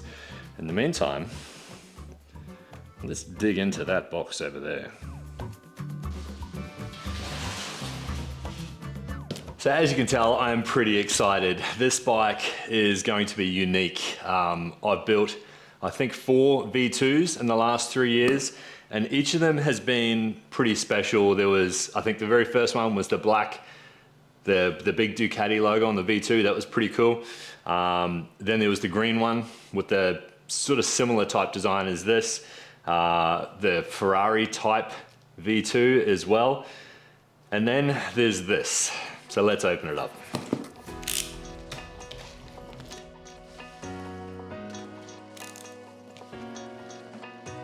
Let's take a look. This is a bit like Christmas Day for me. Okay, looks like it's pretty well packaged, I gotta be honest. Everything is nice and securely, individually wrapped. Heaps of protective foam, that sort of thing. It's nice to see. That's right, blue, black, and silver. This is going to be a very, very unique Panigale. So this is nice. This feels really good. It's got my logo down the bottom just there. So this is a full custom design. And this is clear, multiple coats of clear. I think it's 3 coats of clear over the top of a satin finish. And the paint looks really good. A really beautiful satin sheen on this. It's gonna look pretty special. So all I did was I selected a custom design. So I messaged them privately, sent them my specs as to what I wanted, and then we went back and forward with a couple of drafts until I landed on this. I'm gonna start pulling it all apart in a minute, but the process is pretty simple. Jump on amotorpart.com, select your bike, select your year, and then select the style that you want if you want to buy one off the shelf, or go full custom. You can even get, and I'm going to show you in a minute, an actual tank cover for an extra $60. So full custom, fully customize your look and be unique. There's a discount code in the top right here, so it's oneL, you'll get 10% off. But let's keep unboxing.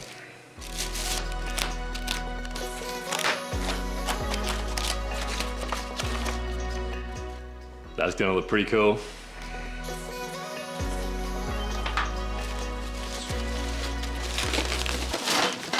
Tank cover.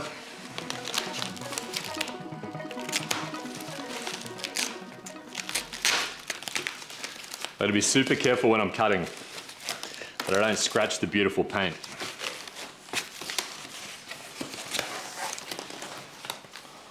Oh yeah, check that out. So what I've done is I've integrated the 955 sticker, 955 cc's, up into the tank area. So that's gonna be pretty awesome. Very cool. So this is a complete set. It's even got all of the black plastics, so things like the side engine covers, the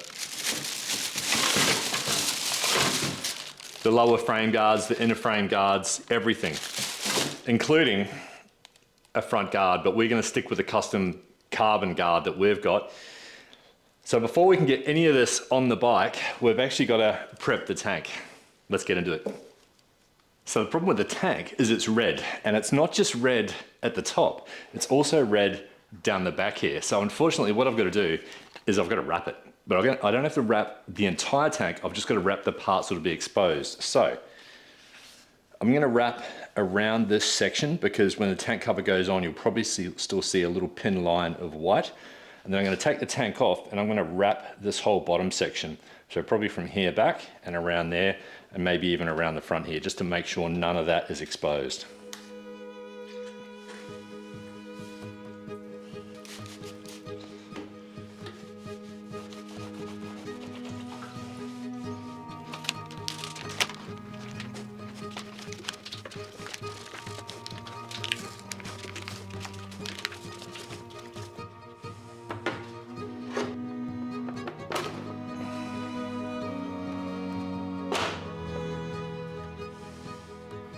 Not bad, not bad, not bad. Starting to get a feel for like the blue against the gold.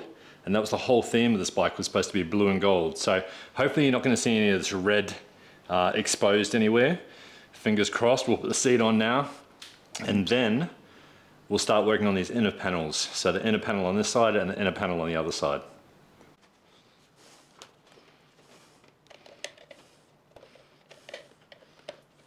And check it out, it even comes with a huge, big hardware package. So all the nuts and bolts you need, super, super easy. But let's get on to these, which is the inner panels. They're just gonna click them together, super easy. And then before you know it, we're gonna have a blue panny in the driveway.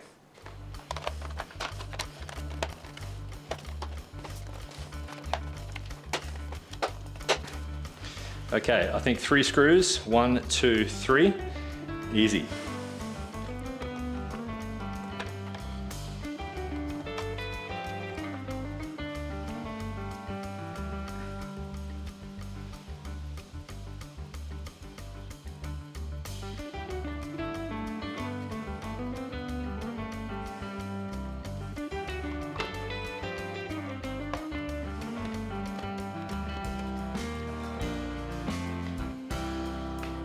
So it is looking pretty good, but I'm gonna stop filming here because I wanna show you the finished product when it's outside in the sunshine. Next thing I've gotta do is put these wheel spacers on, and then it's just a bunch of tidy up work. We'll see you out on the driveway.